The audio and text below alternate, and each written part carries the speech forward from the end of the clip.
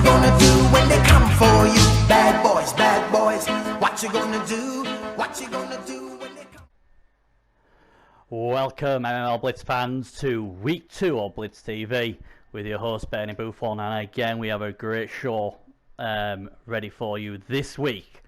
As obviously the intro let you know, bad boys we're coming for you. Well, that only means one person can be on the show this week. Oh, then again it could be 2, but it's not Alma, it's Overkill and the Necro Police. We've also got Proudstar, obviously the Nightmares, he's back this week as well.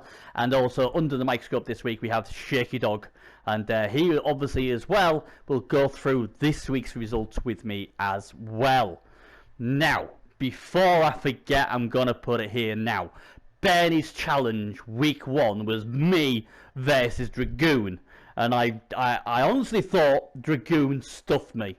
No surprise there, but I did the tallies up and I double checked the results, and apparently the scores from Bernie's challenge week 1 was Bernie 5, Dragoon 4. So Dragoon, you did not beat Bernie's challenge. It's a miracle, but you do go onto the leaderboard with 4 points. So that is the target for this week's 2 coaches. Yes, you heard that right. It should be 1, but you know, Overkill and Proudstar both wanted to have a go. So I take on 2 coaches this week in Bernie's challenge, and they will need to score more than 4 points to take go top of the leaderboard.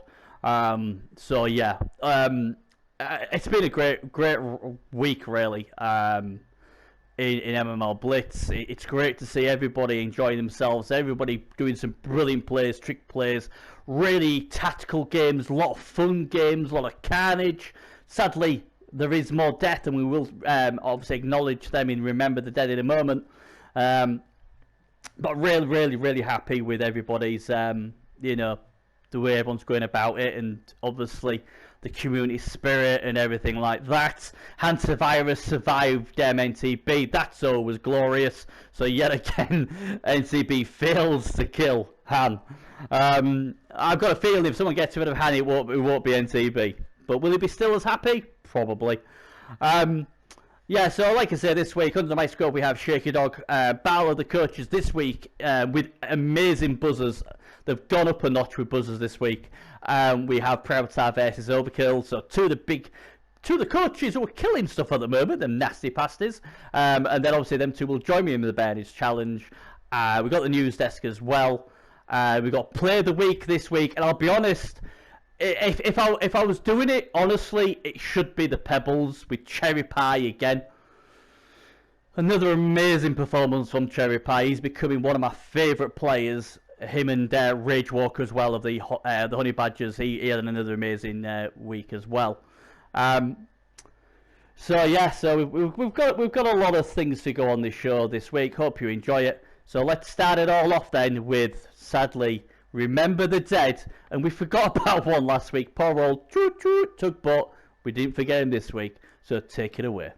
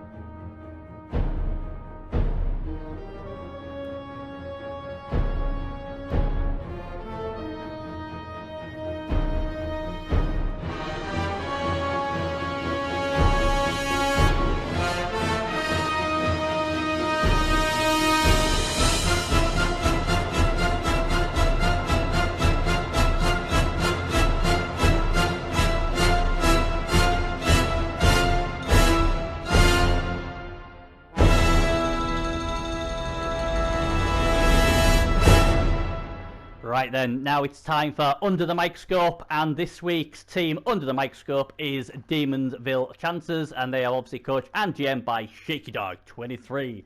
Evening, Shaky. Hey there, Bernie. How's it going? Not too bad, mate. Not too bad. Glad we got you on the show. First of all, congratulations for a very good win over the Vipers this week. Very impressive. Thank you. Also, top of Europe. Happy with that. We've equalled our win tally from last season already, so very impressive. I'll just change the cockroaches match while I'm in here as well, and see no one's confirmed that. So interesting really, because obviously, as I've said about 10,000 times more than you'd want, last season, obviously, you're at the Demonsville Chancers, first game of the season against obviously the Napier Nightmares. A lot of your players got destroyed. Your captain got killed, who is now apparently the mascot of the Nightmares. And things weren't looking very good. And then obviously... Did that happen? You never mention it. I know. I just, But the thing is, though, why I mention it quite a lot is because it proves... Because, even people said, oh, yeah, he got his team crippled, but he still won a few games. And then, obviously, what I was interested in is to see how you come back the next season and see how, obviously, you could get them players back and how you do. And, obviously, you are top now at this early stage, or so it's a bonus. But obviously, going back to last season, was that your first season back, or was that the first season you ever played Blitz? I did played Blitz one of the early seasons, and I had to leave it partway through after about 5 games for some real life issues, and I haven't been back since. And Biz have been on at me for a couple of seasons to come back and play Blitz, so I thought I'd take the plunge. And when I drafted the team, I was really pretty pleased with the team. I'd kind of gone all in on the team. I hadn't spent anything on stadium upgrade or enhancements. I only bought 2 re-rolls and the apothecary, so I hadn't spent a lot on kind of infrastructure for the team. I had the UPS sponsor, so I got a bit more money back, which I pumped back into the team as well. So I did pretty much go all in on the team. Oh no! And then it went a bit wrong. So what was your feeling then going through that first game? Because obviously it must have been, oh, there's one gone, and then crap, that's another one gone. And I do believe he killed someone 10-16 as well, just to put the icing on the cherry. Until that, I wasn't too bad until that, because he killed a level 7 Chaos Warrior and the Apo failed, which was fairly early on, about turn 4 or 5, and that was pretty hard to take. And then he crippled my leaping Dark Elf Blitzer. Yeah, I think we had him the season before. He was, and despite he'd been really good in that game, and he was actually still quite good after that. He got an AV bust, and then one of my gutter runners got a strength bust. So that was my gutter runner, who was a ball sacker, so that kind of ruined him for doing that as well. Ouch. So when those 3 had kind of gone and got crippled, I was feeling pretty glum about it. But then when it was a turn 16 foul on the captain, the level 7 Dr. Doom Chaos Warrior that killed him, that's when it really kind of I bet you was final nail. Yeah. Because so, I was just like, oh wow, this is not what you want. I mean, when we want people to come and try Blitz out or come back to Blitz, the worst case scenario for it is first week your team gets obliterated. Yeah. Well, the funny thing was, I won that game 3-0. Yeah, I know. Absolutely destroyed. Yeah, you won it easy. And kind of after that, I thought, well, I'm not going to do anything now this season. I set myself a target of winning another game, which I thought was, because I was down kind of 600, 700, 800 TVs, 1,000 TV one game I was down. Yeah. And sometimes you can't actually spend all of that in Blitz because there's limited inducements you can have. Yeah. Even if you're maxing out on chef and appos and bribes, there was one game where I couldn't spend it all. I just physically couldn't spend it. And if the chef doesn't do much, then it's a bit worthless. So you'd much rather have the TV on the team than in the inducements, particularly in Blitz where you can't take wizards and things like that.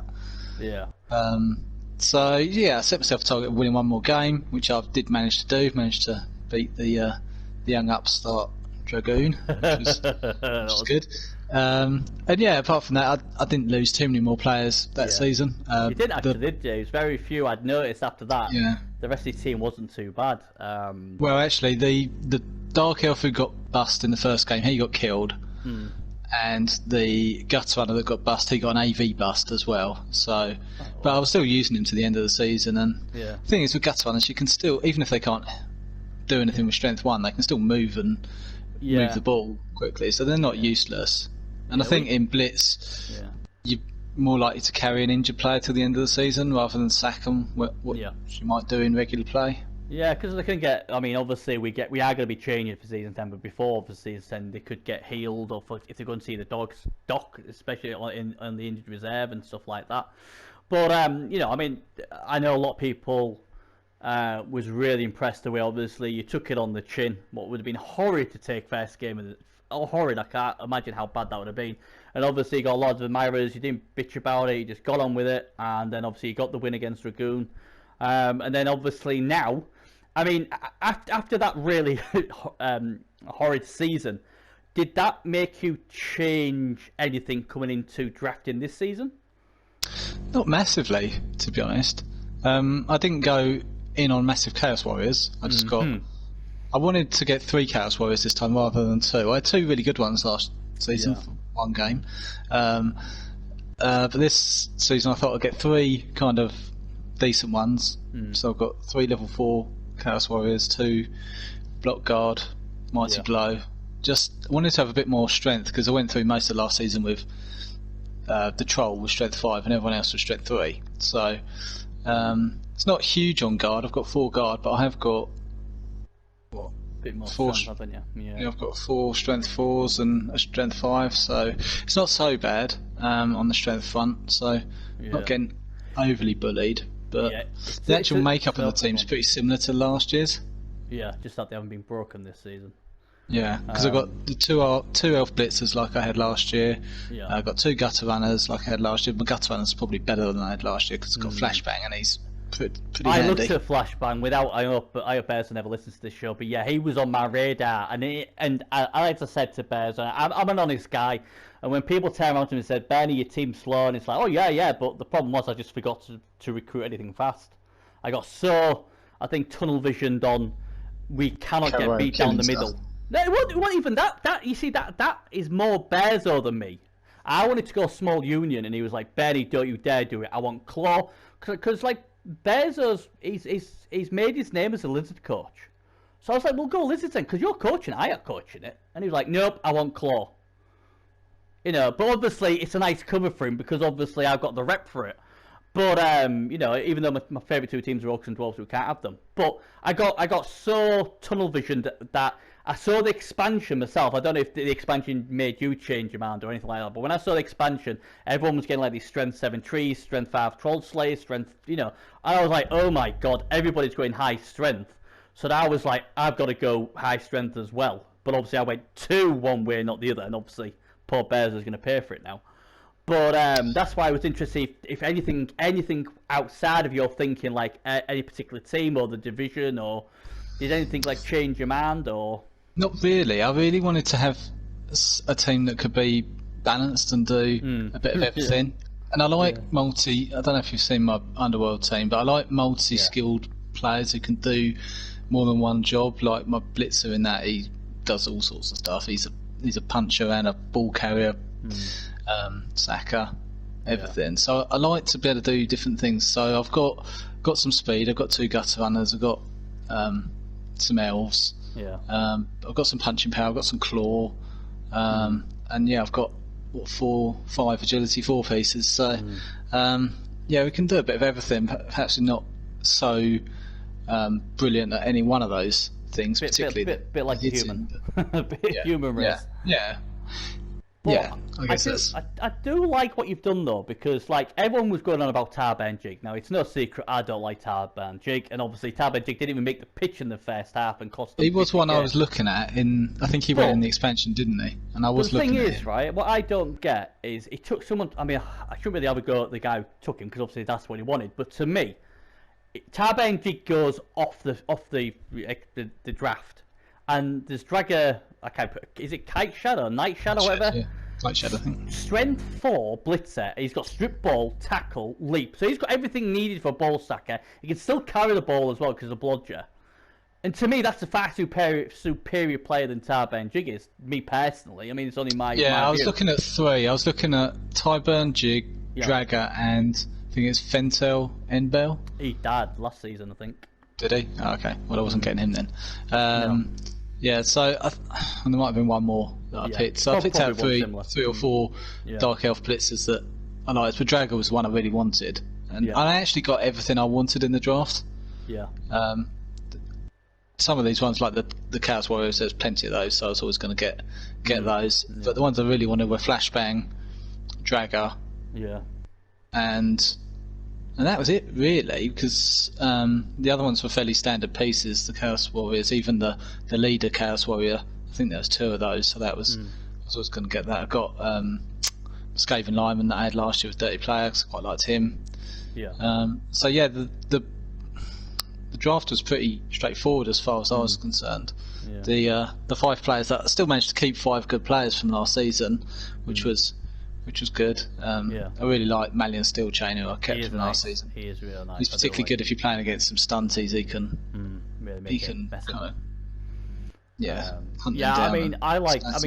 I mean, obviously Rampage Charleston's a lot better now. He's got Claw, so he's a massive upgrade. You should have seen his last game. He was terrible. He must have boneheaded or. I've had him, and that's what he used to do for me. That was before he had Claw, and I'm like, mate, all you got to do is have the move and like use your tents on something, but I can't get you there if you're going to bonehead all the time. The best thing he ever did for me was regen. He never failed a regen. That's the best thing he did for me, and I was like, I can't be dealing with him anymore. He's failed some regens for me as well, so he's not even good at that now. Oh well, there you go. You see, there you go. I like Grubby Hands. I think if the ball's loose, he goes in on a 2+, picks the ball up on a 2+, and see you later, alligator sort of thing, isn't he? He's beautiful. Yeah, I really like that type of goblin. I've got a similar goblin on my Underworld team, so if you get the ball loose, he just goes in and gets it. Yeah, he's real. I mean, I think the team's really good. I mean, obviously.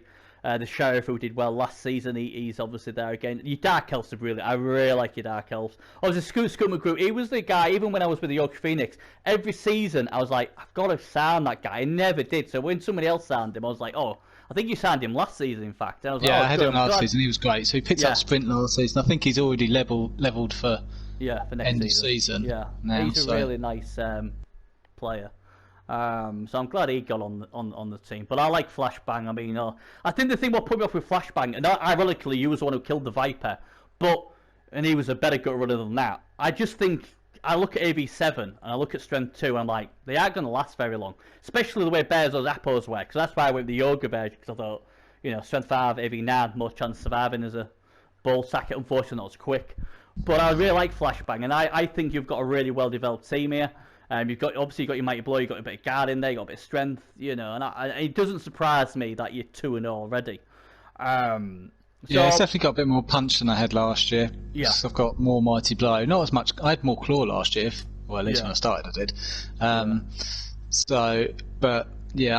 didn't want to take more Claw because of the penalties for taking it. I'd already taken 2 leapers, so I didn't want to, and I wasn't that flush with cash, and I wanted to spend. I spent 100k on upgrading the stadium. I didn't get an enhancement, but I wanted to start doing that because I do want to move on to the high level sponsors at some point.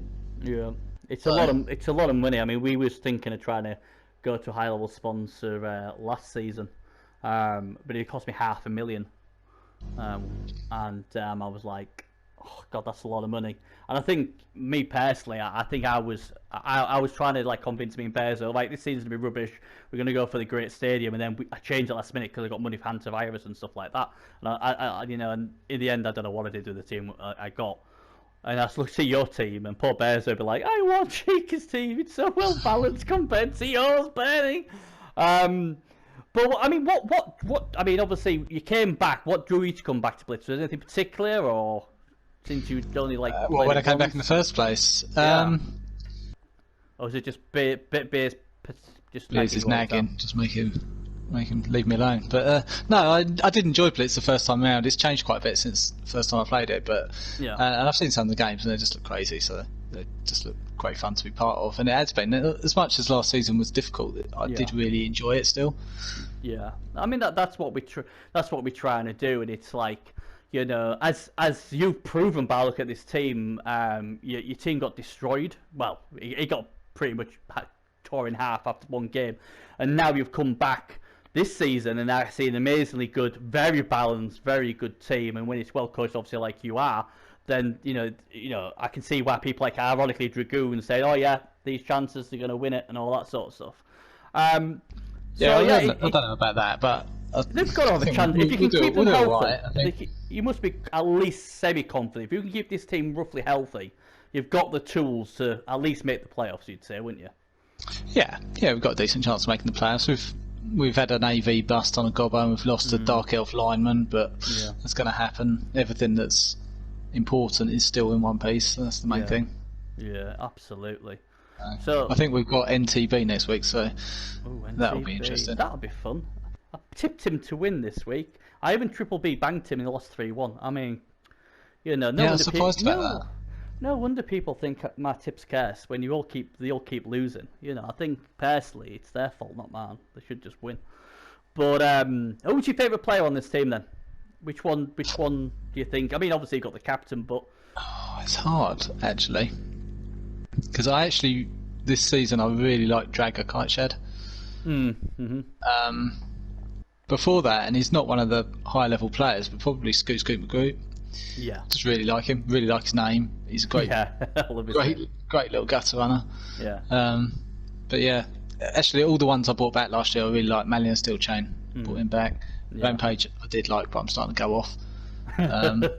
Grubby Hands, I bought him back as one of my 5, and that's probably a bit of a surprise because he's only a level 3 Underworld Goblin. But I just really like him. Yeah, he is very good. If the ball goes on the floor and he's nearby, you're pretty certain he's probably going to get it. When I looked at all the teams, he was one of the guys I thought, yeah, that's a really shrewd. For 100k, that's really good value. And that's going to worry a few players. When I first came back, I had a look at the free agent market, and there wasn't one of these in here. So I scouted him, and I was really surprised that no one had built that, because it just seems like a great build for not much money. Yeah. I mean, Big Hands doesn't seem to be used a lot, does it? That's the thing. No, and I wouldn't probably take Big Hand except anything on a AG4 Goblin. Yeah. You can get him where he wants and pick it up where he wants as well, really. Yeah. So. Yeah, he's a good piece, and I mean, I think I know the answer to this, but I'll ask it anyway, just because obviously nobody else might not know it. What made you choose Case Players Pact? Well, yeah, I did want you probably leaning towards the Underworld connection, which I did want to have some Underworld because I like Underworld. Yeah. I think it's the only one where you can get it, but also the mixture of teams just seemed really strong. Yeah. The strength of the Chaos and the speed of the Skaven, plus the kind of flexibility of the Dark Elves. It's just a really good combination, I think. Yeah, I mean, they are really, I mean, they're really, really popular. I mean, obviously, when I was Yorkshire Phoenix, we was with Case Player Pact, and I was like saying to Bears, I said, look, you know, there's a lot of people who are Case Player Pact who are always going to be fighting for draft picks, even though obviously I create the draft. But I wanted to go with secret weapons and stuff like that, and ogres and stuff. Yeah, I don't know if they're the strongest one, because I think the one that is it the one that you've got where you get Chaos Dwarves and Skaven and Goblins? Is that what you've got? Yeah, because you can have like Fanatics and stuff like that, and big ogres like obviously we have, and I just thought character-wise as well, they'd be a lot more fun. I mean, I said to Bears, I said, look, this season's draft, I just went for really cool-looking character names for stories, like Mike Tyson. Spent ridiculous amount of money on him, but it's Mike Tyson. Just gotta have him. And then I got Chainsaw because he was called Joker. So obviously I can do the, like, you know, when they put the pictures up, like, you know, do with J Love and all that. Yeah. So yeah, but then when I came and I had, oh crap, I've got no money left. Oh dear. Oh well, we're not getting anything fast. Sorry, Bezo. You didn't even get your sneaky get dirty player. Oh, he wouldn't play. He would not play. He refused to play for Bezo. Nutcracker, yeah. No, he didn't respect Nutcracker, did Bezo. Did you get picked up elsewhere? You are. Did he get picked up by someone else? He didn't know. I thought something like Gio might have picked him up. But and I was tempted to bring him back, I must admit. But I was like, you know, the way he was treated by Bears, I was like, I can't put him through that again.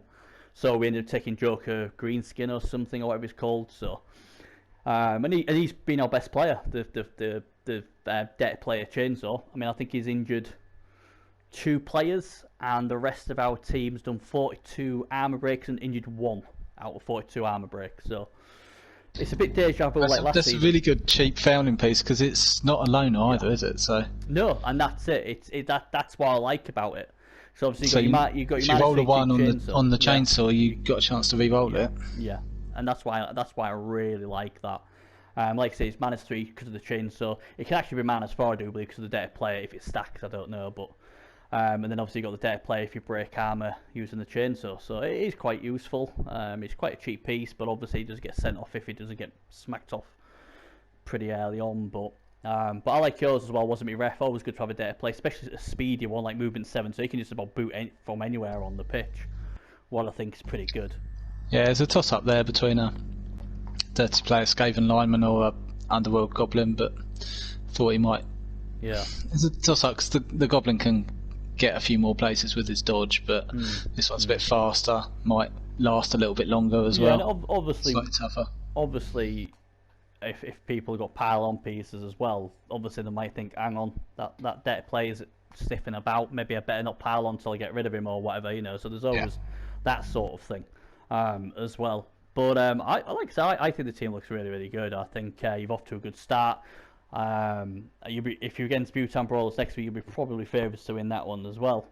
But yeah, I mean, I just think it's a really, really good team. I'm really impressed how you handled obviously last season's disaster, and obviously you've bounced back this season already. The team looks healthy, it looks good. The only thing I'm really sad about is you don't get to play the Nightmares. You know. Yeah, I was almost tempted to go and play him well just to chase after the Nightmares because I didn't want to go and give him a bit of a payback for last season. For what he did and take his captain or something. But yeah, so but yeah, although, fantastic. Seeing the start of this season, seems like they're dishing it out a bit again. So. Oh, they are. You know what they like to do. They're doing it nicely. I'm just seeing who you've got. So yeah, you do have Bhutan in week 3. Then you got the Renegades. That'll be a beautiful match. Although they got an absolute whooping against Overkill.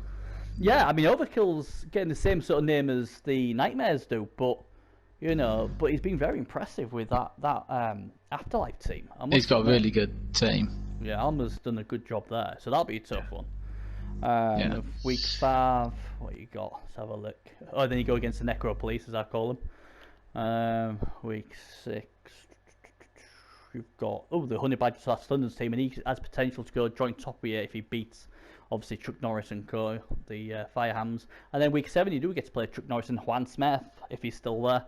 In week 7, so you know you've got a chance. Which out of the ones you've got left do you think is your most trickiest tie?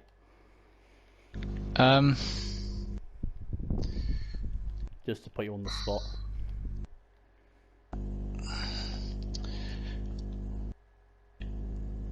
I think it might actually be Sundon's team.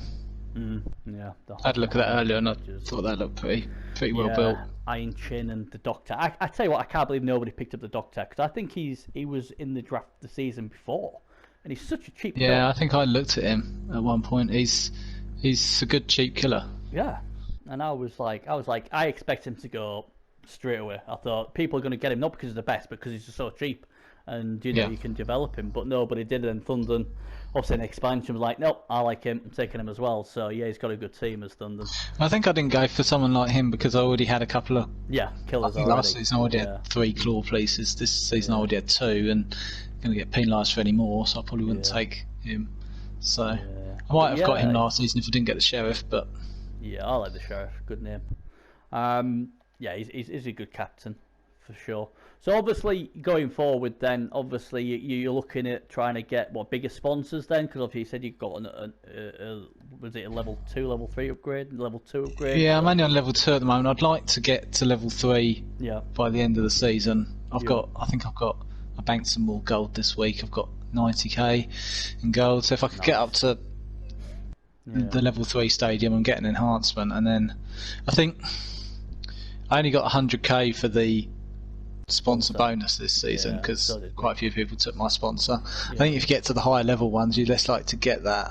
Yeah, I was thinking that, and like it sort of put me off because like it looks like everybody, without putting names, the ones who went for the level 4 sponsors like me, it looks like we're all going for the same sponsor. So it's a bit. It's like no, I'm going up here so I can have some money, and you're taking it from me. But yeah, you are right. I mean, obviously, if you get to the level 3, then that opens up a lot more. I mean, you don't have to take a level 3 sponsor, but at least you know you've got that option. Because a lot of the coaches at the moment are either level 1 or level 2 sponsors. So, you know, if you can be one of the few, level 3 sponsors, then that's going to obviously help because if you can get like 300-400k bonus, that's just a massive difference, isn't it, compared to 100? So if you can get that, that'd be pretty good. But yeah, I like to say, I think there's a few teams that got the 400 bonus this time, so I think they're going to be a big advantage next season. Yeah, they did. I mean, I knew we wasn't going to get it. But yeah, I mean, I think Booby did well. He went for the level 2 max, and I was gobsmacked when Beers showed me. I was like, what? Only one went for the max? And I was like, wow. So if I was going to go to level 2 before the start of this season, that was one I was looking at. Yeah. Mostly because I spent last season down so much in TV, but hopefully they won't do that this season. Yeah, I couldn't believe that, but obviously Booby did good there. But so yeah, team's looking good. Obviously, coach's happy, team's happy, top of the table. Can't go any better than that at the moment. So thanks for coming on. Much appreciated. Obviously, we'll do another quick segment soon, but. That is done for Under the Microscope. Demonville chances then, maybe this season they will get to the playoffs with a team, and who knows, they may be the next case player packed union to win, still just like Hamilton Renegades did. So thanks again, and we'll see you on the next part of the show. Thanking you. Cheers.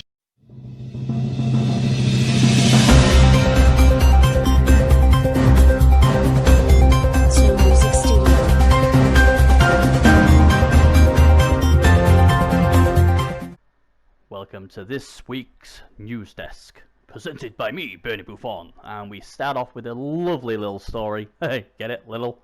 Regarding one of the enforcers of the Tiwanaku Flying Pebbles, little off the top. A little story came out a few days ago, and I'm going to read this to you because I think everybody needs to see lovely stories like this. From a young age, Little Off the Top had fostered the dream of becoming a barber.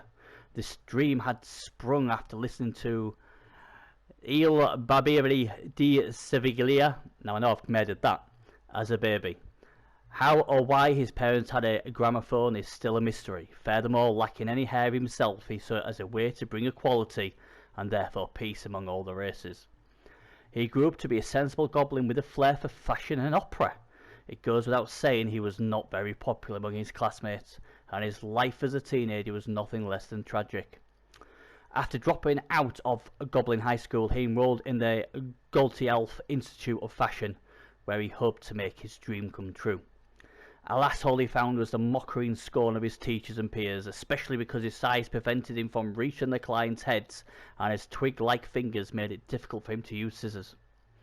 He had almost given up hope when he was scouted and recruited by Gio Hackers, the mad coach of the Tiwanaku Flying Pebbles. He helped him see that it is easy to reach the heads of those who are lying on the ground, and that a chainsaw is faster and easier to use than scissors. Little Off the Top had a fantastic performance in his debut match in Blitz, so we will be following his career closely, as is clear, as he has started the truth path to achieve his calling. Well, everything was real nice, but unfortunately this week he got splattered, and he'll miss the next game against the Paws. So what a nice story there for this little goblin. It doesn't stop me telling Bearzo to kill it, but you know what, at least he'll die with a backstory, won't he? That's if Serious Jest doesn't get him first, because don't forget, in Battle of the Coaches, Geo Hackers stabbed Serious Jest in the back, and now there's a grudge match for eternity. Well, one of the most impressive teams this season is the Hoffenheim Honey Badgers. Well, what can you say? Iron Chin is doing what Iron Chin does. but it takes a really good performer to basically outperform him, and everybody is talking about Rage Walker. What an impressive individual this guy has been. He's almost as popular as Cherry Pie from the Pebbles, in my opinion. First game of the season, 2 touchdowns. What a hero. Second game of the season, ankle taps an Amazon Lano, kills her. Round 3, it looked like Little Mo, the legend that Little Mo is, one of the best players ever in Blitz, with a line at his mercy to get a draw for the champs against the Honey Badgers, and Rage Walker sneaked up behind him and tackled him, and the ball went loose, and the Honey Badgers won again to go joint top of the play pool, and everybody is raging about the Walker. And already scouts are going to, obviously, the Honey Badgers. Is this guy really the real deal? Obviously, Feldew Hall might be getting a few more scouts in the next couple of weeks, going down there and check and see what he does, what's so good, what the other assassins are not doing. But yeah, great time to be a Honey Badger for sure. The Honey Badgers next week is already looks like a sold out game. What is amazing, and that's at the Vipers. Will the Vipers take a chunk out the assassin, or will the assassin Rage Walker just do what he does and win them another game? Very interesting to see. But the Honey Badgers are getting it done. Can they get it done next week, when as well we'll have their GM and coach on the show? So stay tuned for that. Now we turn our attention to Applegate Part 2. Obviously, in last week's news desk, we told you about, obviously, Ryan Adver getting allegedly assassinated by the Apo. News has come in from another one of our secret sources, that Mike Evans paid this Apo to assassinate Ryan Adver. This is breaking news coming in. Our source is very, very reliable, very minty, fresh source, if I remember correctly. And I asked the coach, Dragoon, to deny this, and he would not deny it. So this is huge news. It looks like Ryan Adver was actually assassinated by the Apo, but here's the big thing. It looks like he could have been possibly following the orders of his coach, Dragoon. Does Gareth know? Who knows? We tried to get contact with Gareth, but he's obviously sunning himself in some Bahamas paradise. Probably with all the money he's banked and not used on the team. But yeah, apparently Mike Evans is calling the shots. Maybe he's got some dirt on Dragoon. Maybe Dragoon has to say what Mike Evans says. I don't know. But it is official. It pretty much 99.99999% sure that this is true. So yeah, Mike Evans or Dragoon or Gareth. Who's calling the shots at the Bears? I don't know. But this week they go up against the Timberwolves. Will the Timberwolves try and take out Mike Evans? More news, I'm sure, will develop on this story next week. Well, at the Poachers, well, what a good start yet again for the Poachers. Zerplers yet again should be asking for a pay rise from Random Man, because the Poachers, 3 games played, 2 wins and a draw. There was excellent again this week. But the Blitz news isn't actually about their this week's game. It's regarding the game deciding block. What the Poachers are saying against Ball Steel in Barry against the Timberwolves. And apparently Zerplus is so happy with Edward Dirty Hands that when Dirty Hands asked for a favour, Zerplus agreed that Edward's son, Sven Dirty Hansen, joined the Poachers. So, hey, that is how you get your son on the team, knock down and hurt a big player, and impress your coach, and guess what? You'll get your son in. So here's his son. What a lovely guy. There he is, number 13, unlucky for some. Well, what will happen, though, if somebody kills his son? That's the question. Will Edward Dirty Hands be Edward Sobbing Hands? We will see. But again, the Poachers looking really, really good. Hopefully we're going to get a story between their captain, Snaggletooth, and his secret love affair, the Apo. That may be next week. But yeah, so father brings his son to work week. Let's see if they lives to see the next week. But the poachers yet again looking the real deal. And this is just breaking news coming in now. I had to check to make sure this is true, but my secret source, not the tomato sauce one, may I add, has just told me somebody has put a complaint into the corrupt beers regarding the Drumtopia winners. Apparently, the claim is false advertising, because obviously the Drumtopia winners are supposed to win. Is the claim put against them? But as you can see, they haven't won, and basically the base being told this is false advertising. You cannot be called the winners if you're not winning. The rumor is Beers was quite happily going to, approve this as long as the secret source could kill Garth Brooks first. So, rumor is, kill Garth Brooks, will make them change the name. Is this just poppycock? Is it just false rumors? Or is there some backstory to this? And with Beers, money talks. We'll stay tuned on this one. But my advice to the winners, you better start winning soon. Right then, it's time for Play of the Week. Sponsored by Just Score. And this week we have decided to go with Hamlin Renegades. Now this was I would call this a very brave player, and this is the sign of risking it all to get the big W. Did he get the big W? Let's see if he did or did not. Take it away.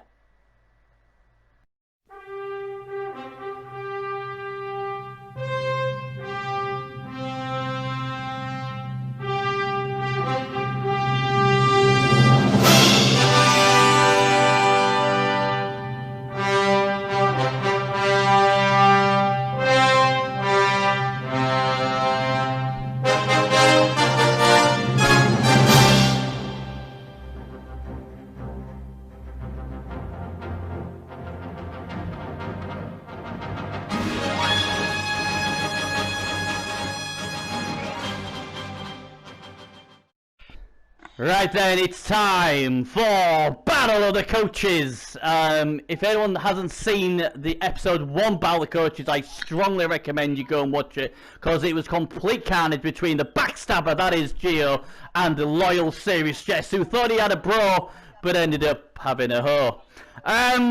Anyway, week 2 has 2 more the bigger coaches in Blitz. 2 of the biggest, deadliest, killiest coaches, if you believe in the first 2 weeks of season on Blitz. And that is the one and only, the guy from the Necro Police. It is the one and only Overkill. Afternoon, Overkill.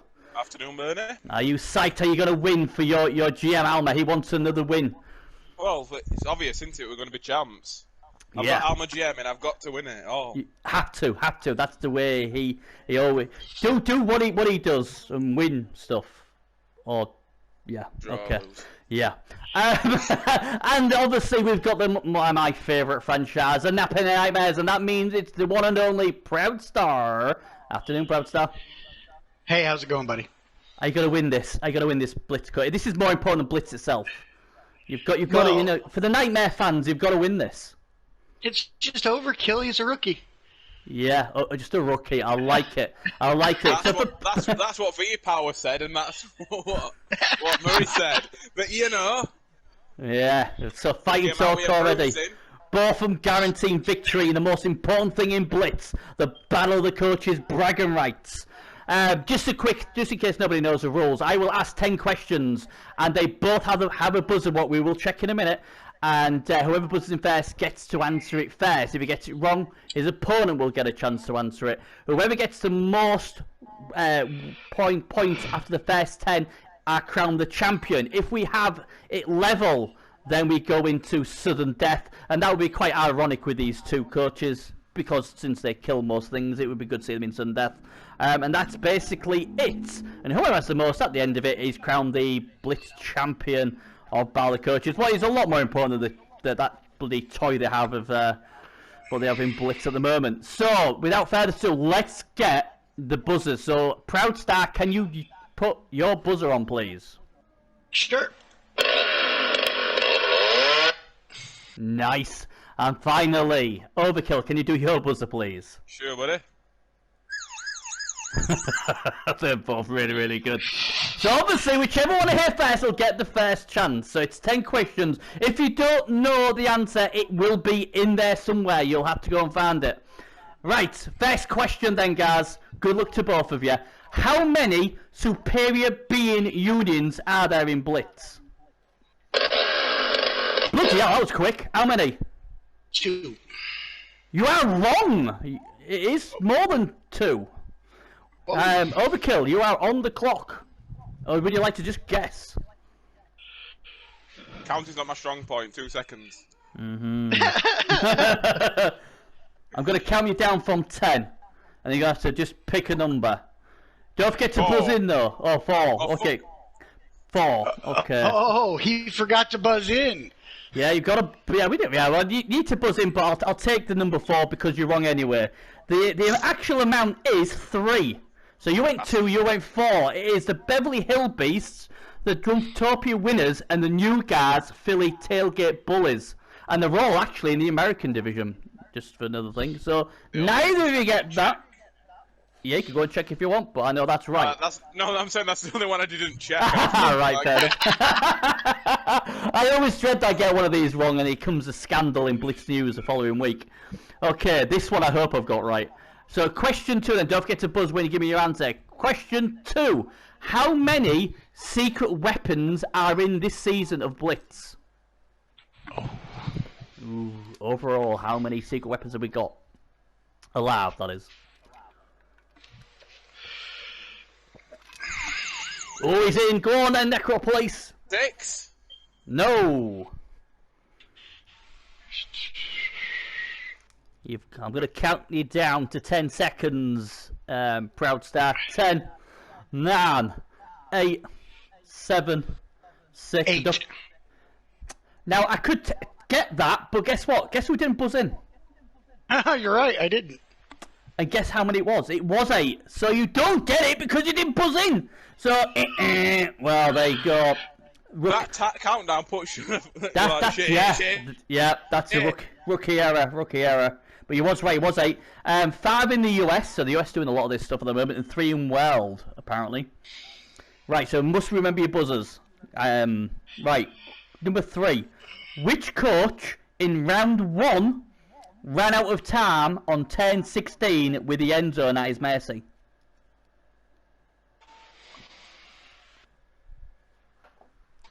This you won't find in there, so it's a case of having a guess.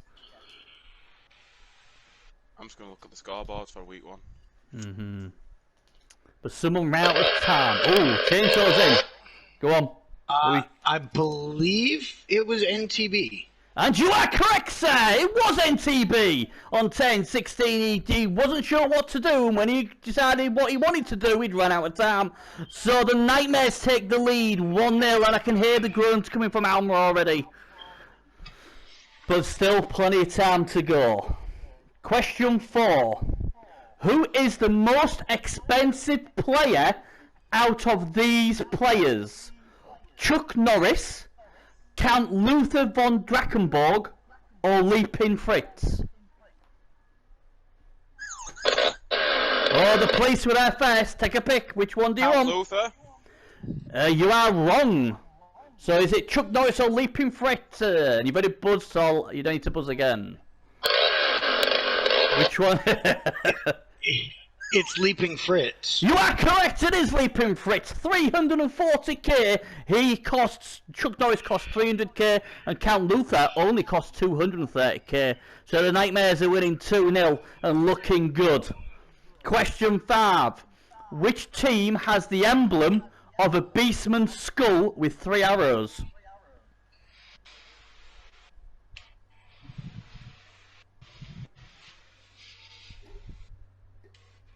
It's there somewhere.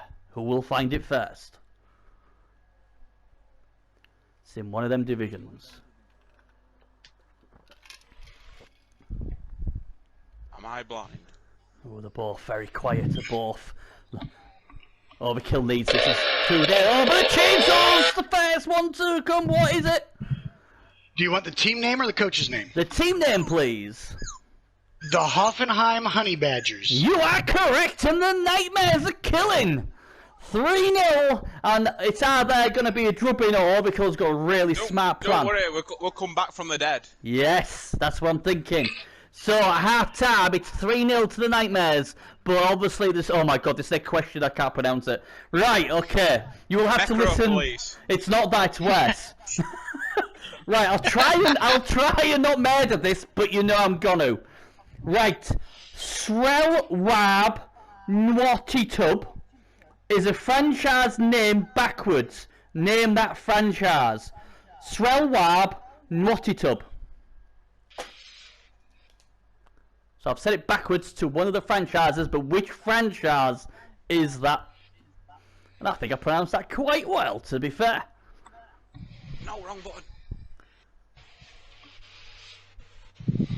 Can you repeat it again? I certainly can. I'll murder it again. It is Srelwab Nwati Tub.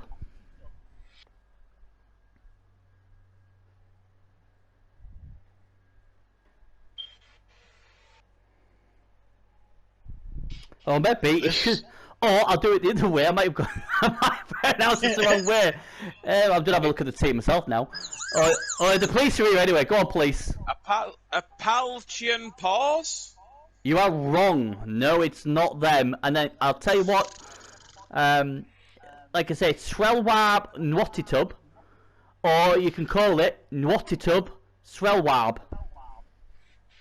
Depends on which way you're reading it. Ugh. I have no clue. None. I took a punt to leave me off. It's probably Nwati Tub Srelwab. Go on, have a guess. It would be the Port Reaver Outlanders? Wrong. No? But I'll let you both have another guess because it really, I should have said Nwati Tub Srelwab. That's what I should have said. So Nwati Tub Srelwab. So you're both on the buzzers again. If you don't know, have a guess. You may get lucky. Nwati Tub Srelwab. This is a dyslexic man's nightmare, this shit. And I am dyslexic, so thanks for this question. This is like, well, I can't pronounce anything, as you know, so this is just as bad for me. Let's see what I can do, because I haven't pressed. I'll see if I can. Oh, go on then. Is it the Boottown Brawlers? You are correct, sir. It is the Boottown Brawlers. Well done. I was just about to give you both a clue that it was in Europe, but you did not need it. Yes, Boottown Brawlers, better known as Nwati Tub Srelwab. That's the fellas, and it's 4-0. I'm claiming corruption. He's scared of his chainsaw for Question 7. Which team's motto is "Dance to our tune"?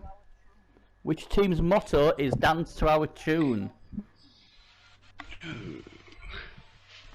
Is it on the teams in game? Or... It is. It is. Yes, it's on the teams in game. Yes. It's going to take you a while to look through all of them. Well, if I just need to get lucky. You need to get lucky. You need to get a point. Come on, you can do this.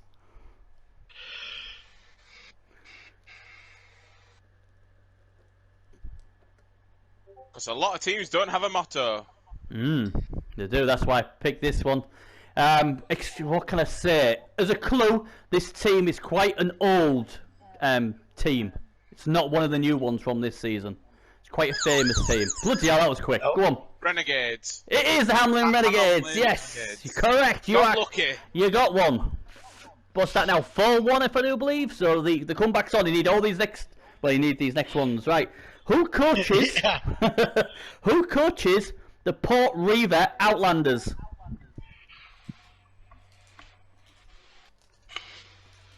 Now, if you know what division is in, it should be quick. If you don't, well, let's look at the draw. I keep pressing wrong fucking buttons. That never helps. That never helps.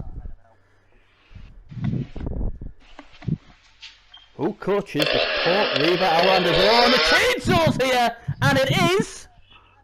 That would be Dave versus Shark. You are correct, it is Dave versus Shark, and that puts him into a nice commanding lead. But we'll go on with the last two questions anyway. Which team does Creech Wildslayer captain? Creech Wildslayer.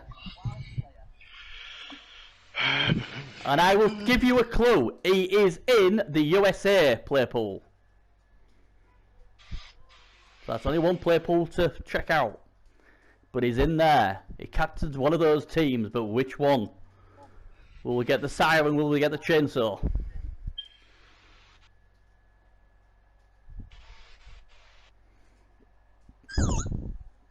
Oh, the police are here, go on.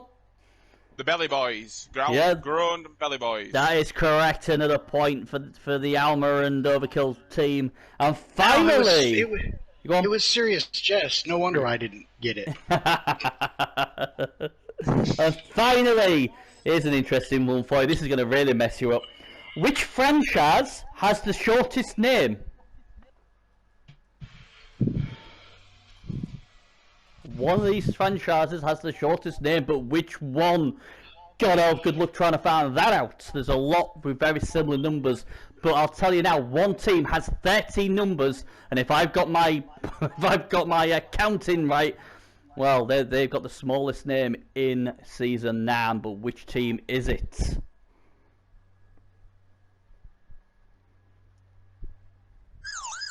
Oh, the police are in again. Which one is it? Badland Bears. You are correct, it is! Dragoons, and guess Badland Bears.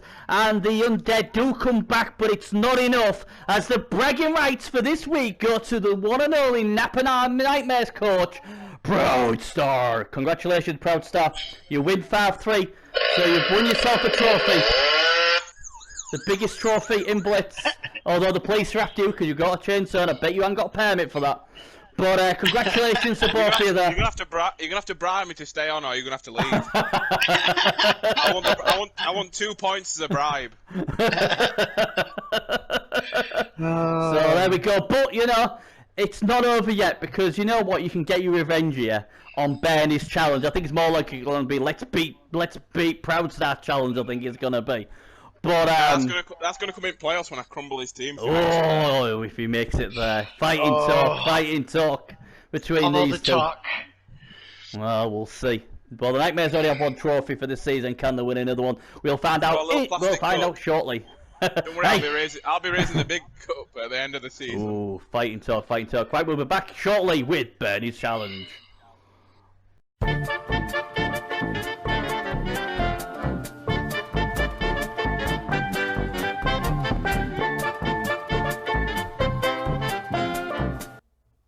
Hello boys and girls, and Blitz coaches and GMs, it's time for Blitz story time, with your host Bernie Buffon, as we go into the wonderful library of Blitz and pick out a wonderful story for you all to listen to.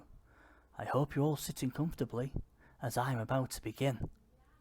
This story was made by Bernie, Overkill, Idamarco, Zerplus, and Dragoon, and it's called Blitz Baby. Ah, what a nice name for such a wonderful story. Anyway, shall we begin? Are we all ready? Here we go then.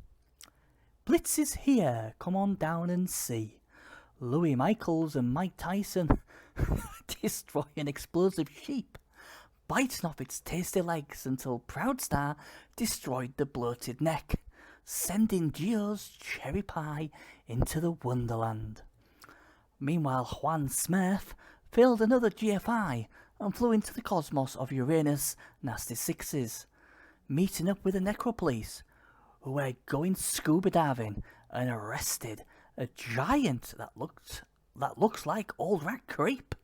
What are the odds of that happening after death? He was holding on to a performance-enhancing drug to make popcorn come out of his ass, making failed GFRs softer. What is illegal and needed a golden egg to screw over the other Blitz coach's poo. A wild snaggletooth appears, making love to Dragoon's bear, leaving it pregnant with music playing. And we shall name it Benny, 'cause that's Blitz baby. The end. Oh, that was lovely. And that is this week's story. Beautiful. Only if Blitz could bring that sort of beautiness, I'm sure I just made that word up, onto the Blitz pitch. Come back next week in episode 3, where we'll have another wonderful story for you all. Until then, sweet dreams, do as your parents tell you to do, and have fun out there. Bye bye for now. Right then, now it's time for our recap of the week, or recap of the round, whatever you want to call it. Very brutal round for myself, or my coach, and I'm honoured to say I've got Shakeydog with me. Welcome, Shakeydog, to this segment of the show. Thanks, Benny. And he's obviously going to quickly go through them with me, and we're going to have a chat about it. It's not going to be a long-winded one like last week, but obviously at least it'll tell you who's doing what. And well, we'll start off with obviously season 9. Well, Missy Falls, well, they got a very good win against the Molina Great Warriors in week 1, and it all came crashing down to earth in week 2. Obviously, I am the GM of the Timberwolves. Obviously, my coach is Bearzo, and I still don't know how he didn't throw his controller.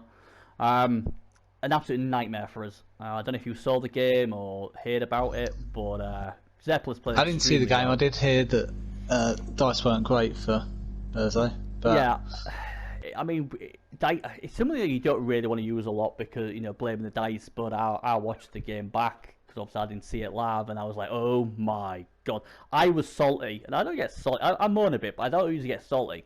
But I was salty just watching it back because that's like two weeks now we've done like a ridiculous amount of armor breaks, something like 42 armor breaks, and we've injured one thing. Bearing in mind, our team's built to remove stuff. And obviously our talk before the game was, look, he's only got 11 players. Take 3-4 off, and it's a done job. No matter how good of a coach he is, if he's only got 6 players, we're all right. And obviously, we didn't remove. I think we moved. I think our chainsaw injured 1B obviously uploaded it. I think the next removal we got was something like 10-15. Meanwhile, he's doing 1-dar powers on blodgers and injuring AV now we know Mighty Blow. That's the sort of game we had. But yeah, I think that if that's the way your team's set up to play, and that doesn't work, then the coach of the Dragonile Poachers is excellent. He's gonna, if your game plan isn't working, he's gonna be able to punish you, I'd say. Yeah, I mean the thing is like I've come out and I've said to Bears, and I've said, look, at the end of the day, it's my fault. We're very, very one-dimensional, more one-dimensional than I expected us to be. But it is annoying when you got so much firepower, and you're like, he's doing like 3 dice, and they're not knocking him down or whatever, and he's Mighty Blow claw and piling on, and nothing is happening, and then the other team, what isn't really that heavily, you know, bashy, is out bashing you. I mean, it happens to us all. But I think what that game showed us against a really good coach like Zerplus is we had no speed. We only had the one ball carrier, so he was one of our main guys who could have got the ball, but we dare use him because if we leave him open and he gets injured, then we've got no ball carrier. So yeah, as I've said to him, I said, don't worry about it. We are going to get a few games like this. Chances of us making the playoffs will solely be on if we can keep the ball safe and break. But Poachers, I thought, was disappointing for week 1. I thought there was lucky to, well, what I saw of it, I thought it was lucky to get a draw, but this week, he showed his class in Zerplus, and in the end, you know, they just steamrolled us. So back to the drawing boards for us, and the Poachers proving. I'd say that these are the 2 premier teams in the division. Well, I don't know. I think we're too one-dimensional. I mean, everyone's saying they're scared of our team, but it's really funny because like last season we had the same thing. We played the Poachers and they absolutely steamrolled us down the middle, and there was even weaker than they are. You know, at least now they've got a bit more strength. Obviously, we did them in the playoffs at the end, but, you know, and then the first 3-4 weeks we just couldn't injure now, and then back end, that's when our Mighty Blow claw fired and obviously took us to where we did, but no antivirus to get us out of the mire this season, so I don't know. I've been impressed with a few of the coaches and teams what are much better balanced than us. But yeah, we've got the Bears next week. No disrespect to Dragoon, I expect the win there. If we don't win that, it's going to be a long season. But there you go, it is what it is. Badlands Bears versus I Shall Wear Midnight, or as Proudstar calls him, I Shall Wear Nighties. Gotta love that. No surprise here. Midnight just in complete control. They look the real deal. 21 armor breaks, 6 KOs, 3 injuries, 59 blocks to 20. I mean, if you're giving away 59 blocks to 20, you're in a world of pain. What do you think of Tony? Do you rate Tony? Do you think he's... Yeah, I've played Tony a little bit in Cladder, and he's a very good coach. I think he's built a solid team as well, so no surprises that he's started off so well. Yeah, I'm really happy for obviously him and Overkill. I like the rivalry they've got going. It's good banter. I just, when I first came to Blitz as a gym coach myself without anybody else, I did originally go down to play Afterlife, and then I changed at the last minute because I was like, I just can't get any feel for the stores or anything like that. But when I see two teams going so well with these, I'm like, damn, I should have gone Necro. Yeah, both the Afterlife teams look really good. They do. Really strong. They're breaking stuff, they're doing stuff, they're just dominating. They don't even look like... They're quite different though as well, aren't they? But they're both very good teams. Yeah, absolutely. He got a nice bit of... oh, wow. And obviously Count Luther's doing extremely well for the Midnight Clan. Really, really well. But yeah, the Bears again, I know they said it was a bit of a long season, like they're going to like sort of like build for the future. So this season he wasn't too bothered, but again, you see the Nightmares, as obviously they went and killed one of his best players, as well as another one. So they're already behind the 8 ball because they didn't have that many good players to start off with. So they played the Timberwolves this week, and obviously, I would like to think the Timberwolves will be pissed. They will want to take it out on the Bears. If the Bears beat us, then like I said, we've got a long way. But I think Dragoon is improving as a coach. Honestly, he's got the right attitude, and he's got a really caring GM in Garth. So I think I think eventually they'll do well, but they're definitely playing the long term. I think so. Wish them. Yeah, I think he's definitely improving a lot as a coach. Particularly, you see it in the pro games he's playing. He's doing really well this season in pro. Yeah, so I like to say, I read him. We talk a lot. And obviously, I took him under my wing, and I don't say coach him. We went through his video of his game against Trip, and we discussed stuff, and obviously I'm learning him out to, well, you need to do this position here. So he's like, well, I've coached quite a few other coaches before, and he's my new Padawan, shall we say? So I've got him next week in pro. So yeah. Oh well, there you go. So we'll probably go through your video then as well. But yeah, I mean, he's such a lovely lad, and he's improving all the time. He just needs that consistency. I think it's going to be tough against the Timberwolves, but he does have speed where the Timberwolves have zero. But I think he'll do well. Molina's Great Warriors, I really like them, and I also like the Ragefire Raptors. I love both of them coaches and teams. But unfortunately, that's not been played. The Raptors get a bit broken in the first game. I think they did, didn't they? They lost. Was that the team? Yeah, because they lost to. Yeah, because the Raptors, they're the team with Tarban and Jig, aren't they? And he didn't come on the pitch in the first half, and then they lost. That's right. Wood Elf, War Dancer. That's the War Dancer, didn't they? I think. Yeah, so that was unfortunate. So, and then we had that amazing game between the Nightmares and the Philadelphia 76ers, who, if I remember correctly, the 76ers were 2 up, and the Nightmares came back to make it 2-2. And again, Nightmares just went on a tear up, didn't they? To be honest, I don't know how he does it. I really don't, but he does. I mean, 47 blocks, 4 KOs, 6 injuries, 2 kills. Come on. I can't get. My team's built to do that. My team can get not even close to that, but somehow Proudstar gets it done. They are ridiculous numbers. 47 blocks, 4 KOs, 6 injuries, 2 kills, no claw at all. Not much mighty blow either. But for the second week running, he's got it done. The 76ers, well, Fungus do some damage. Oh, he does. He was all right. I think he did do one in, but he had quite a quiet game. To be fair, it seems like it doesn't matter who it is in the Nightmares. They all just beat the living daylights out here. I thought that was a game the Nightmares threw away. I streamed that game, and I thought he didn't respect the ball in the first half. If he did, he would have won that game, but he didn't. And the only concern I got about the Nightmares is I thought they should have won week 1, and they didn't. They should have won week 2, and they didn't. So it's sort of like, it could have been carried away with he just damage rather than. Yeah, I think he just enjoys the thing of the Nightmares, and that's fine, and that's probably why they're my favourite team, because they don't do it like everybody else would. They just do it their own way, and a lot of fun. Obviously, not if you're on the receiving end, but for everybody else. But I know obviously when I talked to him in last week's show, he was on about he's got lofty ambitions, and there's 2 games he should have won. and he didn't. And that to get to the next level, that's what he's got to look at. Like we've said before, good coaches will turn losses into draws and draws into wins, and he just needs to do that. But I think his team's very good. And like I said, week 3 they go against the I Shall Wear Midnight. That is going to be an amazing game. I can't wait for that. That's going to be brutal. Both of them are going to kick the living daylights of each other. So that'll be good. That's the grudge match. Tony was the GM this season, wasn't he? Yeah, and obviously Salamander's going back there as well, and it's going to be brilliant. The 76ers, I've been really impressed the way they played. Again, I think they would have won the game if the players kept on the pitch. They didn't, and in the end, he had to hold on for a draw. But he drew against the Poachers in the first round, and like I said, I only saw the first half. In the first half, I thought he totally outplayed Zerplus, and not many people can do that. So I think the 76ers have still got a good chance in this division. And obviously, if we look at the leaderboard, I Shall Wear Midnight atop, so that'll upset Proudstar. But Beers and Scars are yet to play. Which two are you thinking are going to go through on that lot? I know it's early doors, but you've got any idea which two you would like to take against the field? Well, I actually think it might be the two that are at the top now. Yeah. The Midnight and the Poachers. Yeah. I've gone pretty cold. I've gone pretty cold on my team now. They're both good teams and both great coaches, I think. So it's hard to look past them.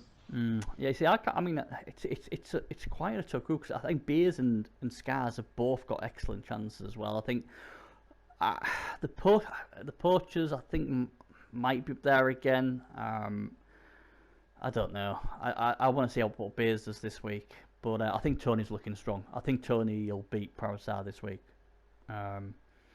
Looking at week 3, we've got the Bears. Be what he gets left with afterwards, but I guess with an afterlife team, if you get some good regens, then you're alright, aren't you? You can come out of it okay. So week 3, it'll be Bears versus the Timberwolves. The Dragon Isle Poachers will play the Warriors. That'll be a great game. I Shall Wear Midnight versus Napanee Nightmares, and Ragefire Raptor will play the Sixers. That'll be an interesting game. That'll be a good one.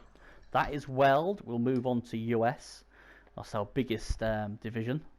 And again, just 3 games played here. Now, this was apparently a brutal game, the one up top. Philly Tailgate Bullies versus Badland Rejects. A dead Ogre, a dead Chorf Killer. So both teams lost 1 each. What was obviously unfortunate. But again, the Rejects getting it done again. They're off to a good start to the season.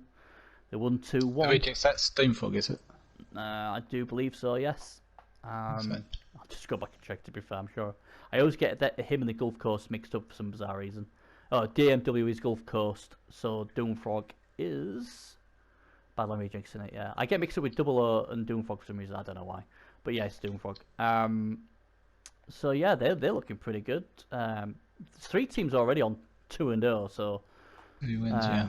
Interesting. Yeah, I like Doomfrog. I think he's an underrated coach. Yeah. I think he's a good player. Yeah, a good win from against the Bullies. Very good. I mean, obviously the Bullies did I think it was a pal on 10-16 and killed his Ogre, bless him. He almost got away with hardly any injuries, but obviously a bit like Proudstar to you, who's like, right, I'm going to just upset you a bit more and do that to you. Interesting what the Rejects do. I mean, obviously he's gutted, lost an Ogre. I mean, that's a big piece to all his plans, so that's unfortunate. The Bullies lost a claw piece, what's always bad, I guess, especially if we've only got 2. At least it wasn't his pal on one, I guess. But I think the Rejects are looking good. I think the Bullies this season, unless they turn it around pretty quick, I think this might be a building season for them. Although they did get a good draw against the Pebbles. Gulf Coast Chaos. Now, this is a team what I know a lot of people are tipping. Another 3-1. This is the team that's got 3 speed. Yep, 3 movement, 10 pieces. Yeah, they beat the Reavers 3-1 week 1, and then the poor Hanover Hangovers had a hangover and they lost 3-1 to them again. So this team is scoring a lot of touchdowns. And like I said, when you got movement 10 3 times, they're always going to get the chance of the 110 unless something drastically bad happens. I mean, Double O's done a very good thing on that respect. So yeah, I mean, they got to the playoffs last season. Unfortunately, went out first round of it. But again, I think they're probably going to make it again. They've just got too much firepower. Don't know what you think, but yeah, I think the Hangovers are going to have a difficult season, so you'd probably expect the Chaos to beat them. But yeah, I think they're going to be there or thereabouts, definitely. Yeah. I think the thing to the Hangovers as well is like he's giving it his best. You know, it's really hard going to like blitz, especially when you're against some really strong teams. Like he's had first 2 weeks. You know, all he's got to do is just have some fun, keep trying. Like I said, worst case scenario, even if he did, let's just say he didn't win a game, you know, you got the first draft pick next season. Happy days, you know. So just have fun, try your best, learn a few things, pick a few things up from coaches, and go from there. But you know, he might win next week. But yeah, the Gulf Coast Chaos are looking extremely well. I'll tell you one coach who's going through the doldrums at the moment is Drumtopia Winners. I mean, in pros, obviously I watch a lot of the pro games, and he's had some rotten luck with, you know, with the Morning Stars, and unfortunately it seems to have transferred to the Winners. I mean, the Plebbles played well, but they did get big dollops of luck in this game. Did they? I didn't see it. I like the Pebbles team. Yeah, he played well, but there's some big turning points, and the Winners, well, the Winners are just not winning. Is the problem? And like I say, I mean, 3 KOs, 4 injuries for the Pebbles. They did all right, and but again, you see the Pebbles did 46 blocks, and the Winners only did 21. You know, so that's the problem. Chorfader, come through in the end, won't it? Yeah, Chorfader, the much scary, you know, case dwarf, got injured by a halfling. So you know you're not having a good time of it when a halfling, and he was just a normal halfling, you know, just went, oh, smack, you're injured. Luckily it was only badly hurt for him, but I do feel for Stemgel at the moment. He's going through the mare on both pro and blitz. Hopefully he'll turn around quicker, because it's a good team. Like say you've got like J Love and all that as well, Garth Brooks. He's certainly got the firepower. The only thing I will say about this team is we all go on about Juan Smith, and have a good chuckle about him. But I tell you what, the Drumtopia Winners thrower, the high elf thrower, man, every time I see him play, ones galore. Absolute diabolical he is. And he costs a lot of money as well. So he needs to stop rolling ones. But do you think the Winners can bounce back and maybe make the playoffs? I wouldn't be putting them in my top 2 or 3 to go throughout this division, I don't think. Yeah. I think they're going to have a tough season. It's going to be tough. I think they still may do it. It's still early season. They've still got so many good players, but I don't know what he's done.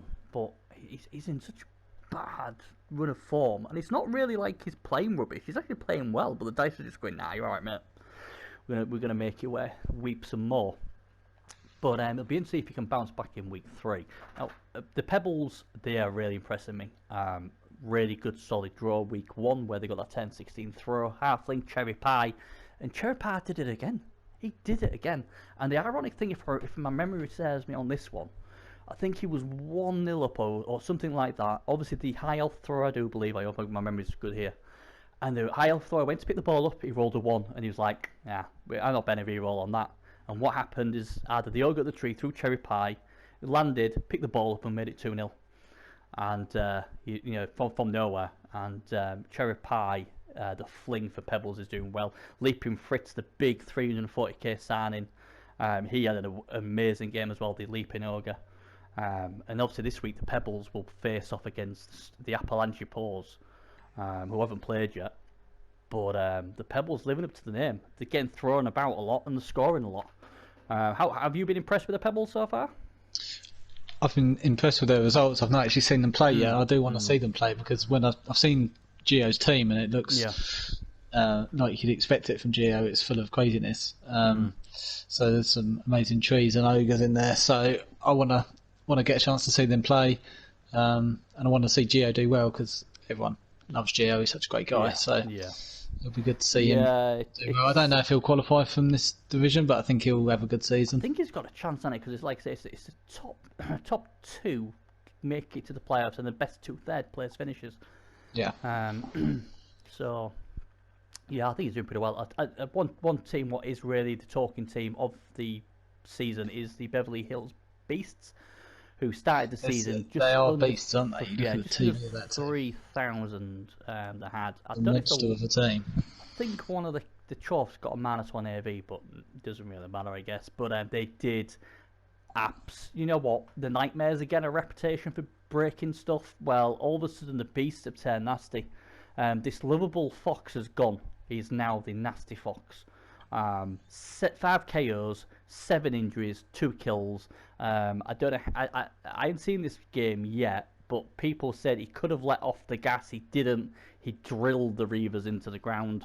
Literally put them into the ground. Bit like what the Nightmares would do. So obviously he means. There does seem to be less of taking the foot off the gas in Blitz compared to the MML. Yeah, it's confusing to me because like I was told Blitz is where anything goes, and then I think after we had that Brabgate with what was just a ridiculous scandal, if you can call it that, when obviously Overkill took 2 Brabs and obviously Murray wasn't happy about it. Then obviously they came back saying, oh well, the D-bag rule still counts in Blitz, and I'll be honest, when I heard that I was like, really? I didn't know about that. And then obviously we had NCB 10-16 fouling, and it was a spike foul on Han. Now I know why he fouled Han, but that still doesn't change the thing of it. And then obviously again, people watch this game were saying to me, crikey, the beast just absolutely broke him. Just absolutely broke. I mean, apparently the Port Reeve Outlanders coach took it in his stride and he didn't have an issue. Yeah, so I don't mind it too much. The only thing that kind of worries me a little bit about that is that the Port Reaver Outlanders coach is a new coach to Blitz. Yeah, so exactly. You don't want people to get put off from coming back, do you? Yeah, exactly. But what I want is, and I've said this to Beers, and I'll say it to him again, look, I need clarification on the. I've just seen a 10-16 spike foul. I'm getting told this is happening. My coach needs to know. Because Bears are saying to me, what's happening? Am I allowed to do this? Am I allowed to do that? Because like we like you saying with yourself, isn't it? You want to know. Yeah. I mean, I wouldn't, unless I was particularly salty about something, I probably wouldn't do it. The first game I had against Booby, I didn't hit him at the end of the turn. I think I hit his loner, but that was it. So the game was won. There's no need to. And even in Blitz, I think developing your players is less relevant than in. It is, yeah. I mean, I don't have an issue with people breaking teams. I don't have a problem because I will make sure they can get another team next season. But you make a valid point that some of these new coaches, if they get a drubbing 4-0 and then the team gets broken and they're thinking, come on, man, you've won the game, you don't need to break my players, and they do, then I can see where the negativity there. I mean, I apologise to Fox if I'm totally way off the mark, is just what I've been told. And I feel sorry picking on you, but I've just realised when I've seen the beasts. But, we'll see. We'll see. I'll have another word with Beers on that, because it wasn't just him. Like I said, there's a few spike fouls going on 10-16, what obviously wouldn't be allowed in Pro. If they are allowed, that's fine, but I want a definite answer, yes or no. And to me, you can't tell me and say, oh, well, it's Hannah, oh, well, it's Bob, or I don't like that guy, that's why I fouled him. To me, you're still fouling, and you're fouling his best player. So you either can do it or you can't. But apart from putting that aside, I must admit, I think the Beasts are really impressive. They are really doing well. I mean, yeah, they have got a big team. But again, 4-0. I mean, that is a very, very impressive statement, isn't it? I think if you're picking a team to come through from this division, you don't look any further than that team. Yeah, I mean, he's playing very well in the pros. As Fox is playing extremely at a high level. He smashed the paws in week 1, killed Tugboat as well with a nice brutal foul. That was a tactical foul before anyone tells me off. And he won that game 2-1. And the paws, they're going to get their ass whooped this week, because I think they've got some like 9 players or 8 players. But they've got 3 special weapon teams, so I don't know what they're going to. As soon as they're gone, they got. Yeah, so I mean, Jesse's saying, oh well, he had bad dice week 1. He's going to do well against me. But I'm like, Jesse, mate, he's going to put up 7 players left on the second half. I'm sure your team can beat 7 players. So that'll be interesting to see. Port Reavers, like I said, I really like the guy's attitude. He's had 2 spankings now, but I will say this. Don't be too disarmed, because you played the Gulf Coast Chaos and they've spanked so many people. I think they actually pitch cleared Beers' team last season, so that's how good they are. And then obviously he's gone against the highest TV team in the comp, and he is a former champion as well. So don't feel too disheartened. Hopefully things will go better for you in week 3. So I've been impressed the way he came out with that, and to be fair to Fox did apologise to him about breaking a few players, and he took it in his stride, did the Port Reavers coach, who is Dave versus Shark, very nice lad. So all good there. The Paws versus Grand Bell Boy as well. That hasn't been played yet, but I do fear the worst for the Paws. But yeah, Fox top, Doomfrog, Double O, Gio just behind them. Serious Jess, if he wins this week, will be behind them as well. So pretty impressive. Any surprises up the top there for you, or is he pretty much how you expected? Or is there any surprises there? Don't have to be at the top, but I guess some people might be surprised by the Badland rejects being at the top, but it's not a surprise to me. I think if you're looking for teams to go through from this division, you're looking at the Beasts and the Chaos and the Bell Boys as the favourites probably. Yeah. But then don't discount the Pebbles or the rejects. Yeah. And that's I think this is a really tough, tight division to call. Yeah. And this is what I like. I mean, Doomfrog's gone under the radar, but he's really impressed me. Like every season, he seems to be getting better and better, and he's improving, and he's up there again. And obviously, Double O, obviously he has his way of like, doing his shenanigans with his throw-in, and obviously his one-turners, and obviously Gio's coming in his first season has had 2 solid results. The Beasts look the team to beat at the moment, but the Bell Boys, if they can keep fit, I think they've got a chance as well. But we know what I'm really think. I'm going to go out on a limb here. I think the winners will make the playoffs. I think they can't keep getting done over by the dice. And I really honestly believe they'll make the top 3. In the 3rd place, they might sneak into the playoffs. And if they sneak into the playoffs, especially with J Love, they're going to be really tough in the playoffs. I've just got a sneaky... I just got a feeling they're gonna surprise a few and go on a good spree of winning, but we will see. And one thing I'm just having a quick look at the Bell Boys now. They've only got 11 players. They're missing 1 for their next game, which is against the Paws, which probably isn't a pretty good massive issue for that game. But if they lose a couple more players, then they're going to be struggling. Yeah, I mean, we had this conversation with a few players about, do you want to go with 11 players? I think it was Jesse as well, suggesting Gio in episode 1. I don't know if he was off air or what. And I said, look, that's 11 players. Sometimes you'll get away with it, like the Poachers did against us. Couldn't hurt nothing. But there's going to be weeks like, obviously, the Vipers, week 1, they got away with it. Week 2, they didn't. And if you start losing 1 or 2 players each game, by the time you come to the playoffs or need to try and make the playoffs, you're going to have no team left. And, like... Obviously, in Blitz, you can't hire mercenaries unless you've got the sponsor. So, and the learners are random as well. So you can't even choose what learner you're going to get. Some weeks a certain race learner will be better than others. So, again, a lot of teams went with just 11 players, and it's going to be interesting to see if it's going to play out or not. I know for a fact the Poachers signed Alano to try and boost them, trying to have a bench. So he's already decided, Zeppa said, look, I need a bench, so that's what he's gone ahead and done. But yeah, you are right. And the Paws, even if they beat the Paws, you would think the Paws will take 1 or 2 down with them, because that's what, with all the shenanigans they do. I wouldn't be surprised, but we'll see. Right, we'll quickly go to the Europe, obviously. Happy times for you. First of all, Hoffenheim Honey Badgers versus Feckenton Firehams. Hopefully they'll be played tomorrow. That game hasn't been done yet. But I'll tell you what I was really impressed with. It's the Chernobyl Cockroaches 3-1 win over the Brawlers. That was really impressive. I didn't see that coming. Without the captain as well. I didn't see that coming either. That was a big surprise to me because they were down to they were low TV before they played me, and then I did a bit of damage to them. So they were down to about 13 or 1400 TV. So I thought they were really going to struggle and they had quite a lot of basic players. And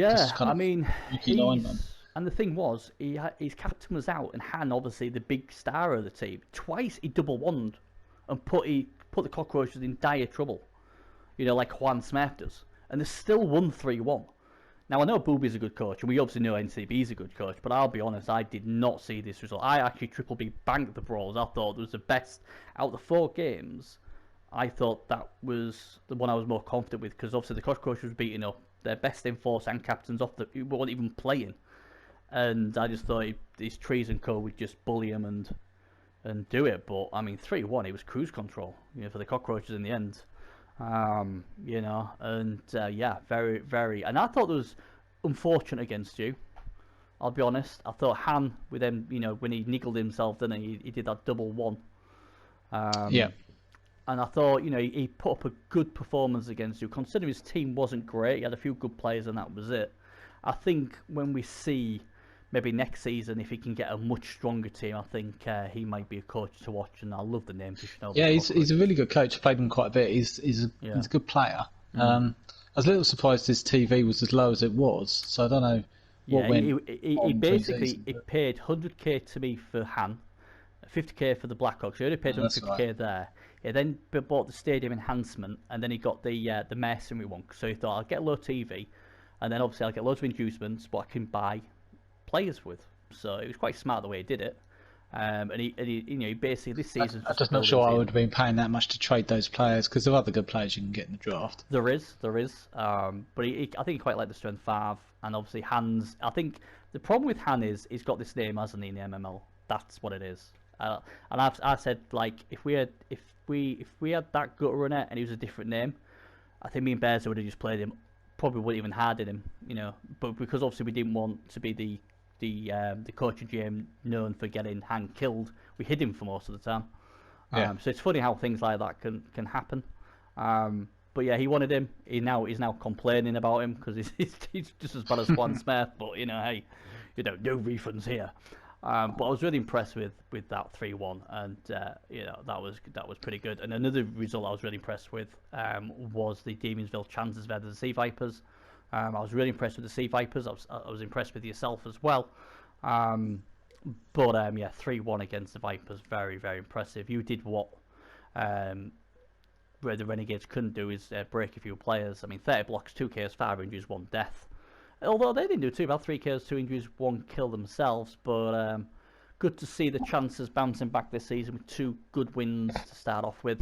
Yeah, I thought with that game, if I could get up in player numbers fairly early, then I could kind of take control of the game, which is really the way it went. Yeah, and the Sheriff 11 XP for him, a good game for him. Scoot McGrew 6 points. He's a very very good player, unsung hero, and obviously Flashbang doing what Flashbang does. I was impressed with the Chances. I know speaking to Dragoon, he was very, very strong on your Chances. He expects you to make the playoffs. So yeah, I thought it was an impressive performance. Obviously, I did watch the highlights of that game, and I thought it was a very good game. I still think the Vipers still played decent. I just think the attrition got to them, and they had no bench. And obviously, you just did what you did, and obviously got a very, very big win there. I think that's going to be one of those games where at the end of the season, if the Vipers keep doing what they're doing, that might be the difference between you going through and them going through. So congratulations on that, and obviously you'll be trying to make it 3 out of 3 next week. Now then, the final game, and this was an impressive one. Again, I put the curse on the Renegades. I honestly thought the Renegades drew last week. They're gonna make sure they'll make no mistake this week. They'll beat the Necro Police, and I must admit, I watched the game and I was like, wow, the Necro Police really, really did impress me. They went to town on the Renegades, really. Yeah. And I don't know. I saw most of this game. I don't know if you thought the Afterlife should have been pushing for the win a bit more, because they did kind of just ground them into the dirt in the second half. Yeah. And just happy to take a 1-1, which I understand. If you go for the score, you can end up losing the game. Yeah. But they were dominating them. It's a tricky one, isn't it? I mean, Overkill... I think if it was me, I'd have gone for it, but I am Yeah. a bit more risky than other players possibly are. I think with Overkill, I mean, I don't know how much, obviously, Alma's talked to him, but you're against the champ, you've only played 1 game in Blitz, so it's all new. You're against, like I said, the champion. He's got a 110 and all that sort of stuff. What was hilarious the way, and just V-Power, what was it, 6+ dodge and killed his own player.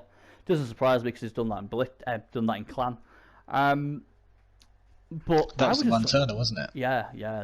I was so impressed with the Afterlife. I really was. I'm like, when I did the recap, I thought, you know what, this team might be able to get to the playoffs. I've seen them play twice now, and I thought the first game they played was really, really good against obviously the Firehams. But I thought, and they won that game. And although they drew this game, I thought this was a better performance.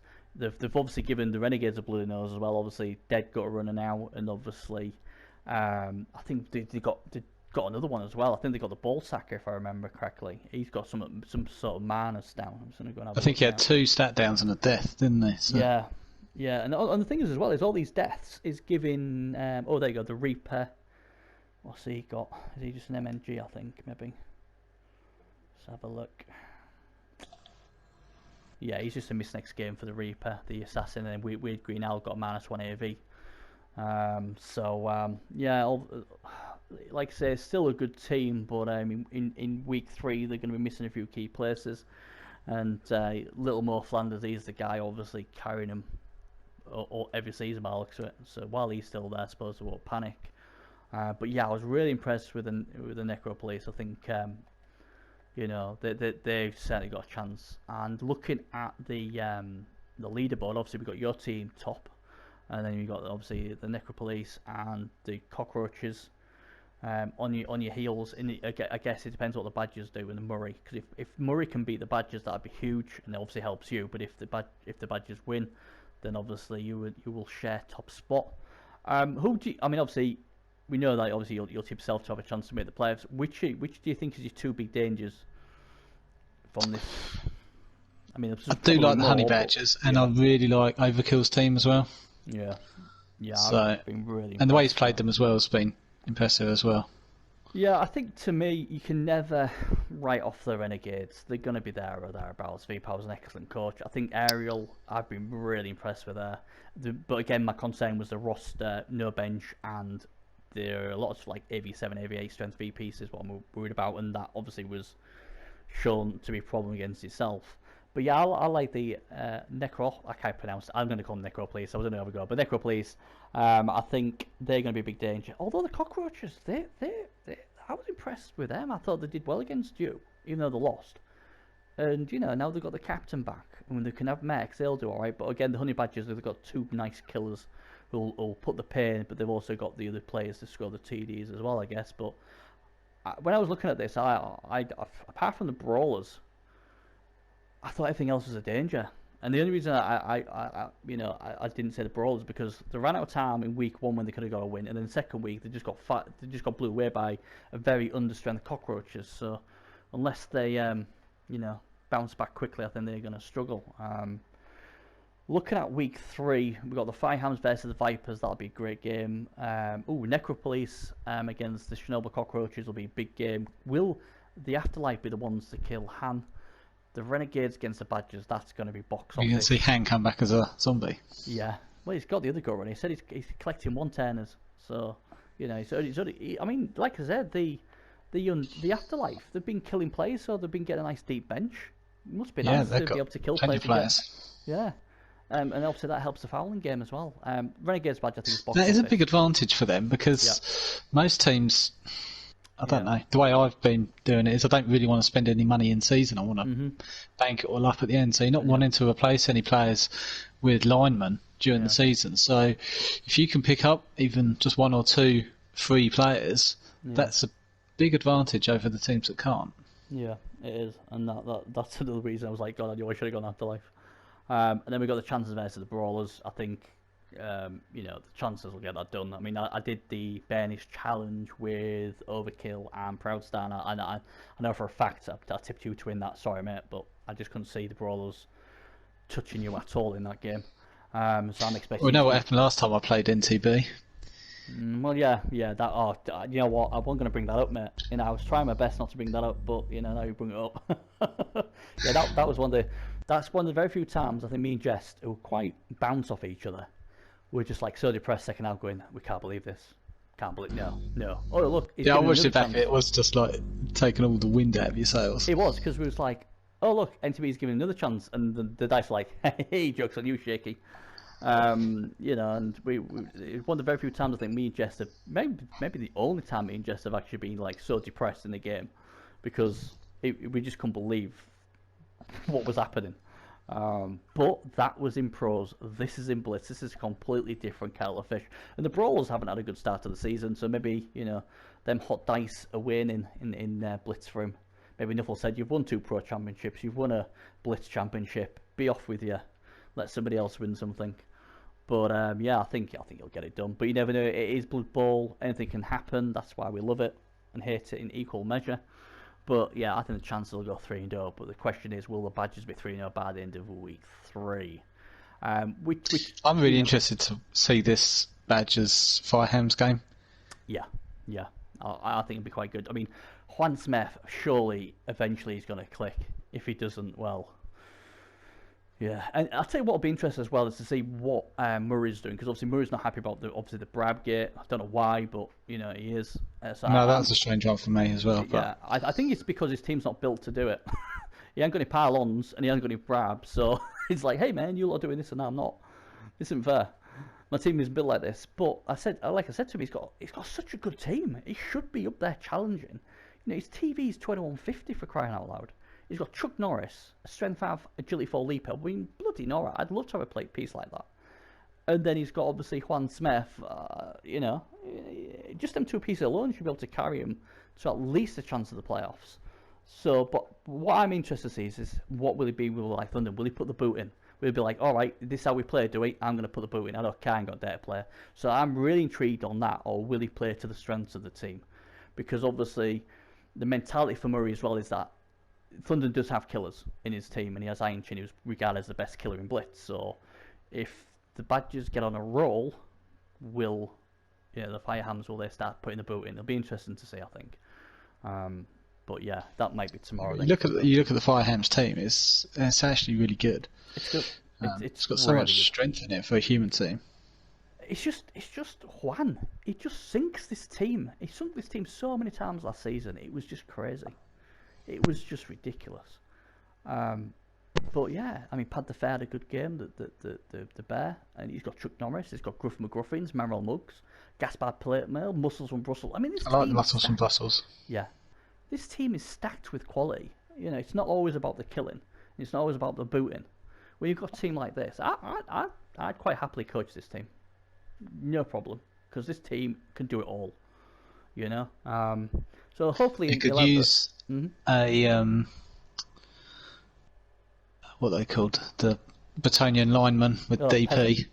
Yeah. Peasant with dirty player. Could use one of them. Yeah, but we'll see. Hopefully he'll have a better experience. I think, like I said, he seemed to enjoy himself. He just didn't. He didn't expect them to be a brutal sort of game. But yeah, Blitz is brutal, but it's also fun as well. It's kind of ironic, really, because he's kind of got a bit of a bad rap in pro for playing brutal chorfs. Yeah, that's what I didn't understand. I didn't understand that. That's why I couldn't get it. But I like Murray, and I hope he has a better experience. But you're going to be up against a brutal team. Thunden is a good coach, and I'm sure he'll want that joint top spot with his Honey Badgers. But yeah, I mean, this team's brutal. I mean, they've got Iron Chin, they've got the Doctor. I think they're shrewd. He's obviously got Hunch Greenback, and he's got a lot of guard. He's got an agility 5. Lano, he's got a Rage Walker the Assassin who did well in week 1. He's got a dirty player. It's a nicely balanced team, this, from the Honey Badgers. Thunden's team. So, I'd like to see that game. I think it's going to be a very good game, and be interested to see what people say after the game. Hopefully, it won't be nothing bad. But there we go. So that's that done. Anyway, that's us done. Much thanks to Shakeydog. It's been a pleasure having you on, sir. I've enjoyed it. It's been good fun. Good stuff. Gladly we did it lot not as long as last week. But yeah, basically that's what we're going to be doing for the recap now. It's going to be like it's still not short, but it's just enough, I think, doing it this way. Just have a brief look at all 3 play pools. So good luck to obviously yourself and your chances this week. Yeah,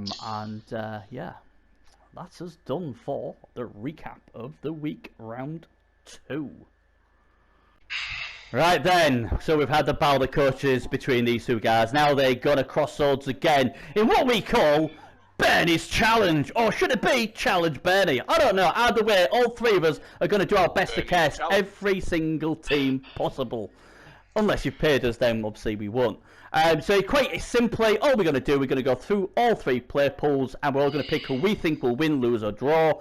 And whoever scores the most points at the end of the week gets to be the winner of the week. But they all go on the table as well, to see obviously who's the top dog at the end of the season. Obviously we are recording this quite early in the week, so we haven't got all the full results of week 2 in, so we don't know what Dragoon will have yet, but he's already kicking my ass Anyway, so let's get on with it. So we got Overkill and we got Proudstar.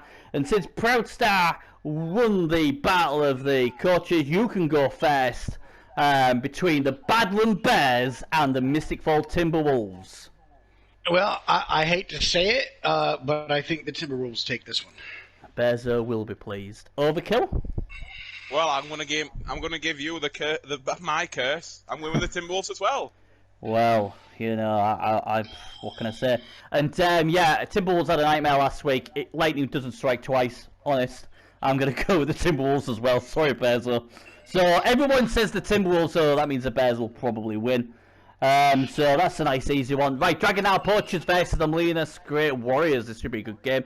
Proudstar, who are we going with on this one? I'm going to give the nod to Beers this week. I think he's just had enough, and he's going to beat down on the Poachers. Fair enough. And I'm hoping he does, because I play him the next week. Overkill?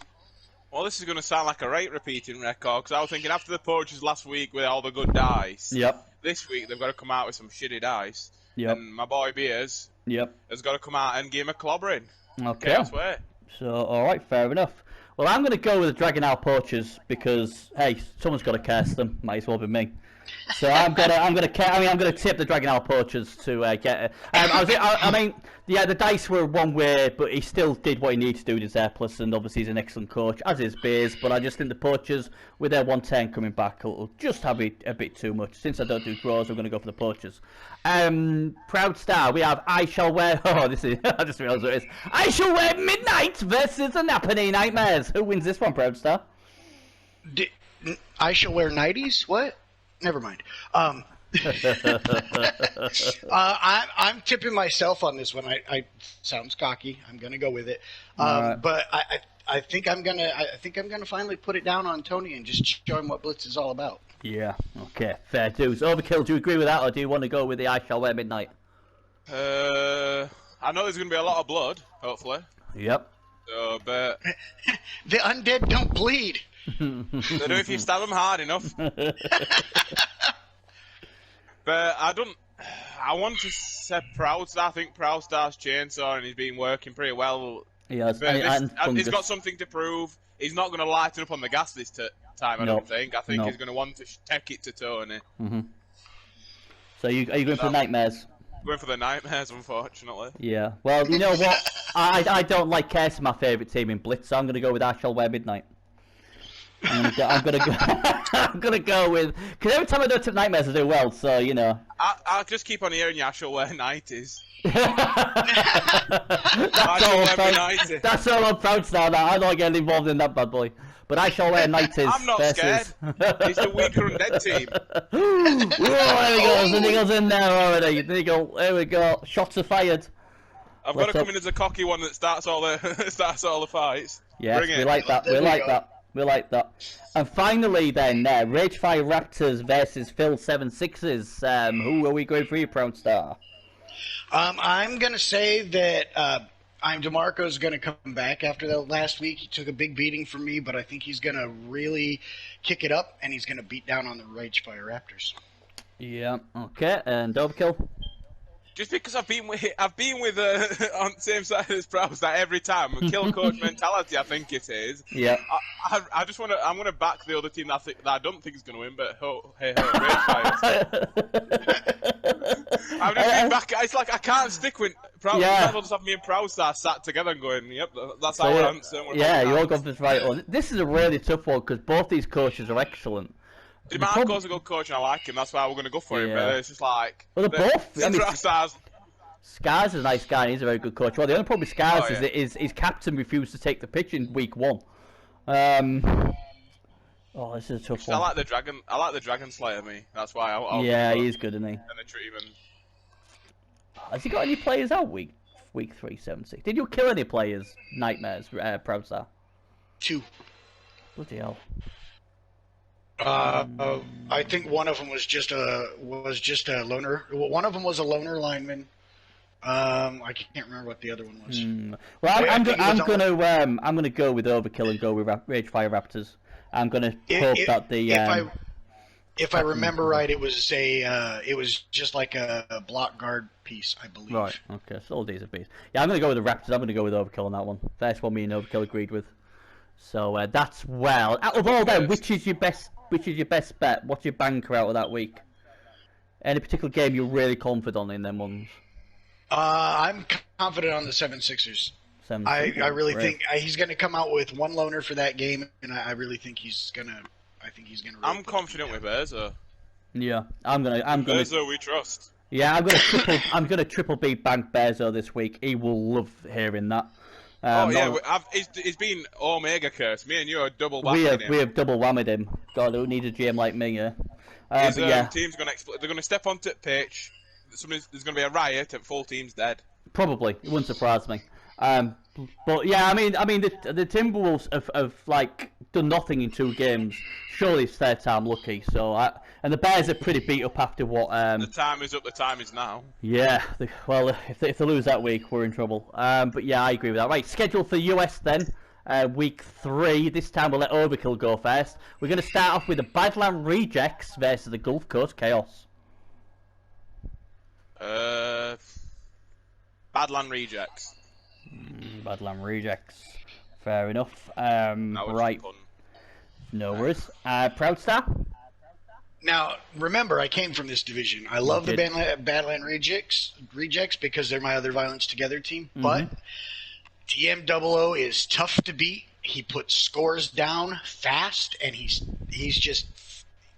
flies all over. So I'm going to go with Gulf Coast Chaos. Yeah.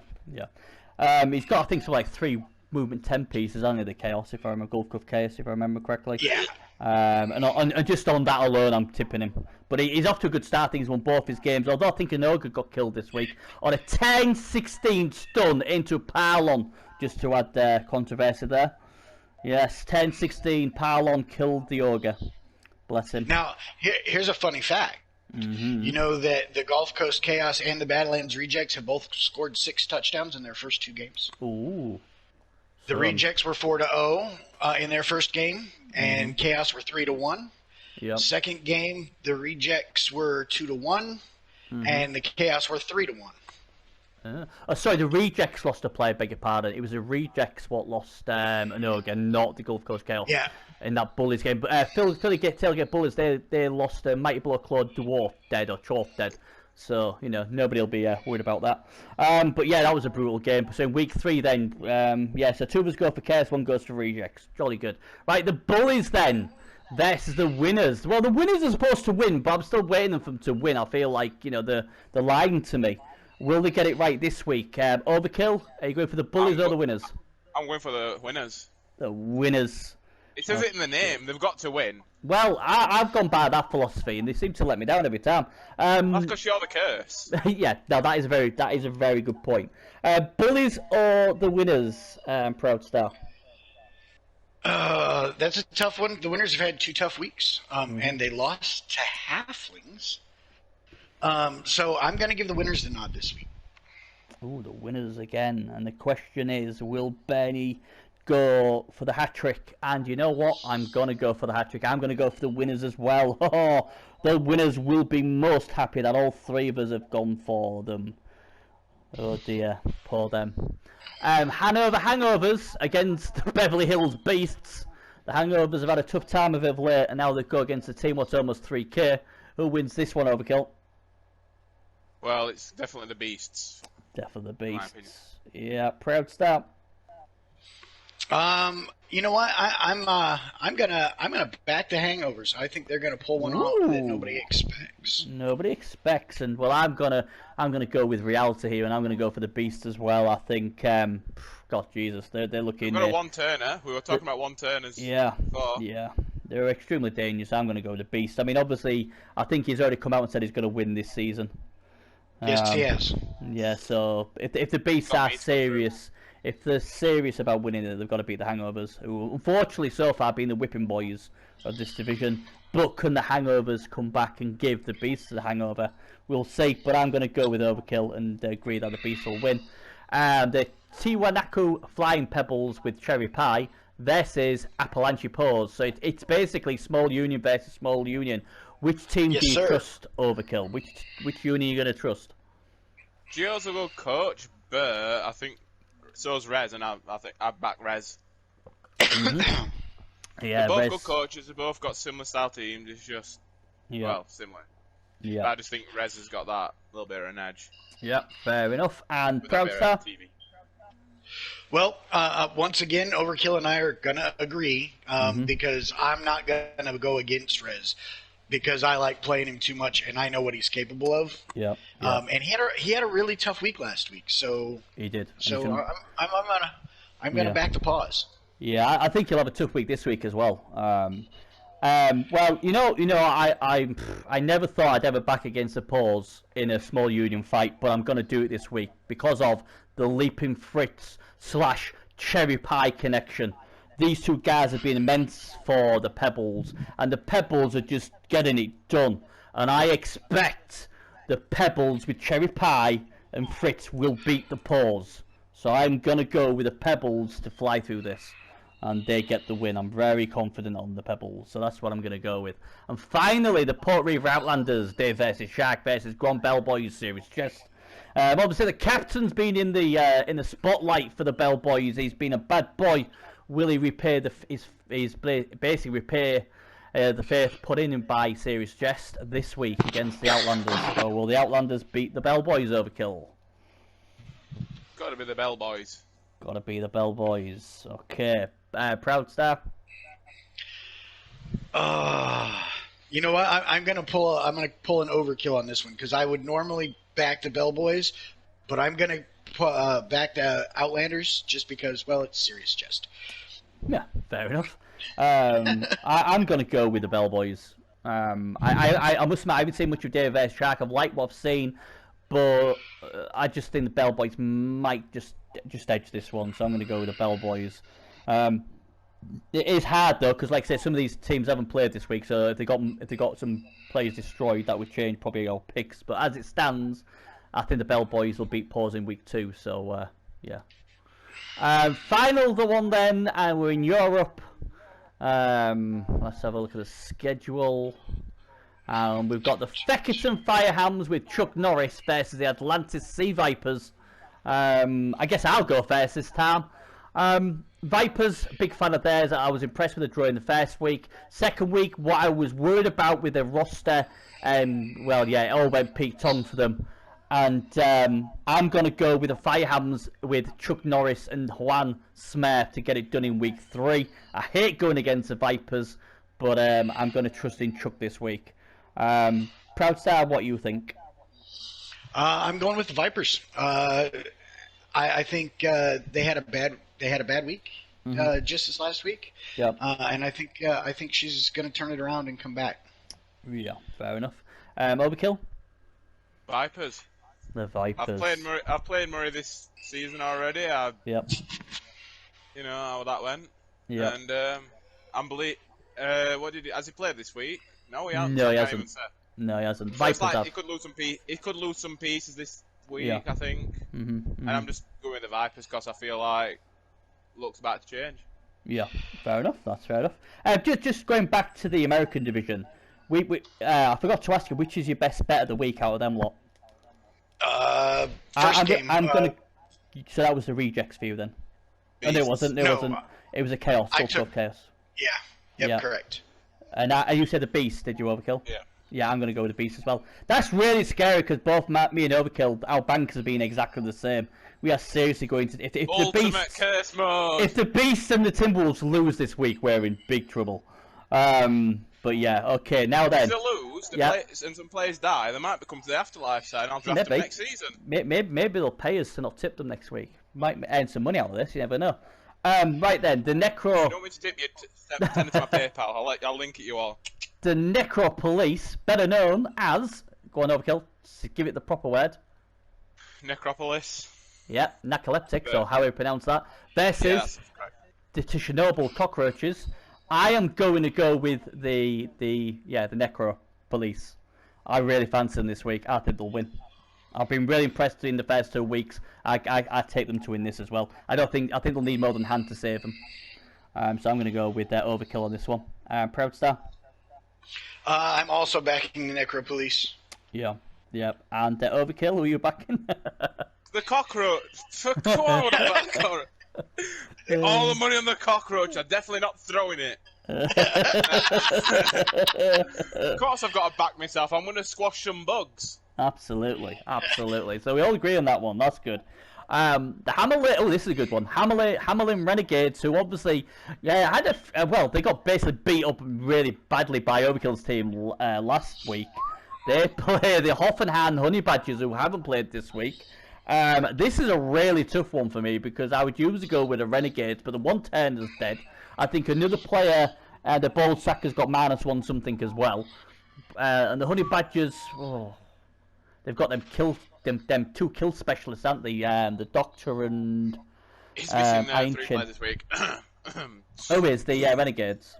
Yep, I killed 1, injured 2.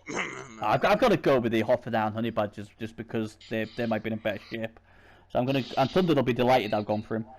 So yeah, I'm gonna go with the Badgers. Proudstar. I'm also backing the Honey Badgers. Thundon's a really good. They're both really good coaches, but I'm gonna back Thundon on this one. Okay, and Overkill. Well, considering the shape of the Honey Badgers team compared to the other team, I'm going with Thundon.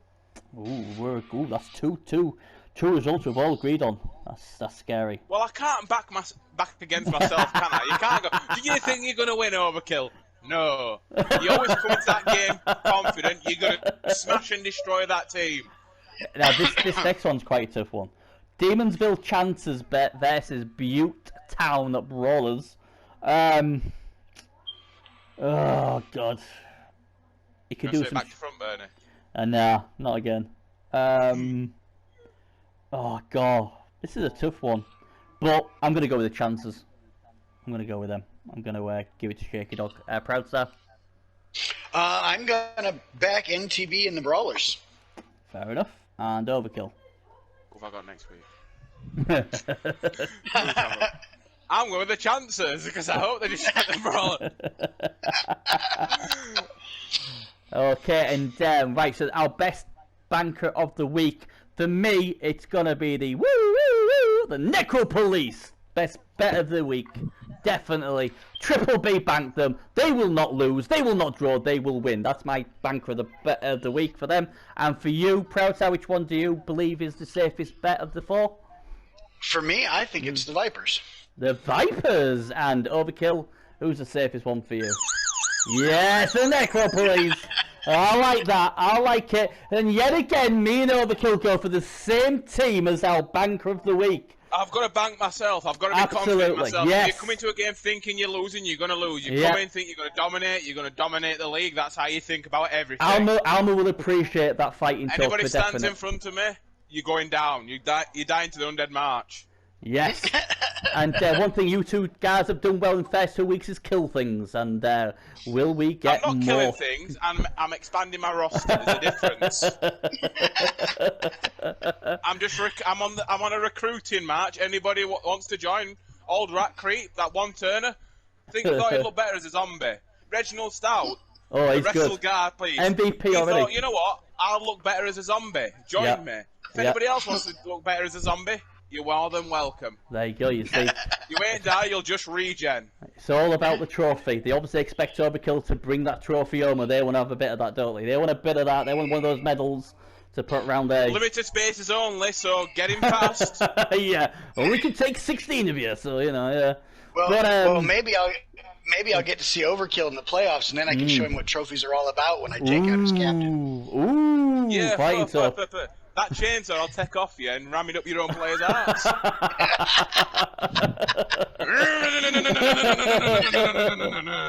I don't know. Well, let's have you two. If you don't play this season, hopefully you'll play the next season, because there's going to be a rival there.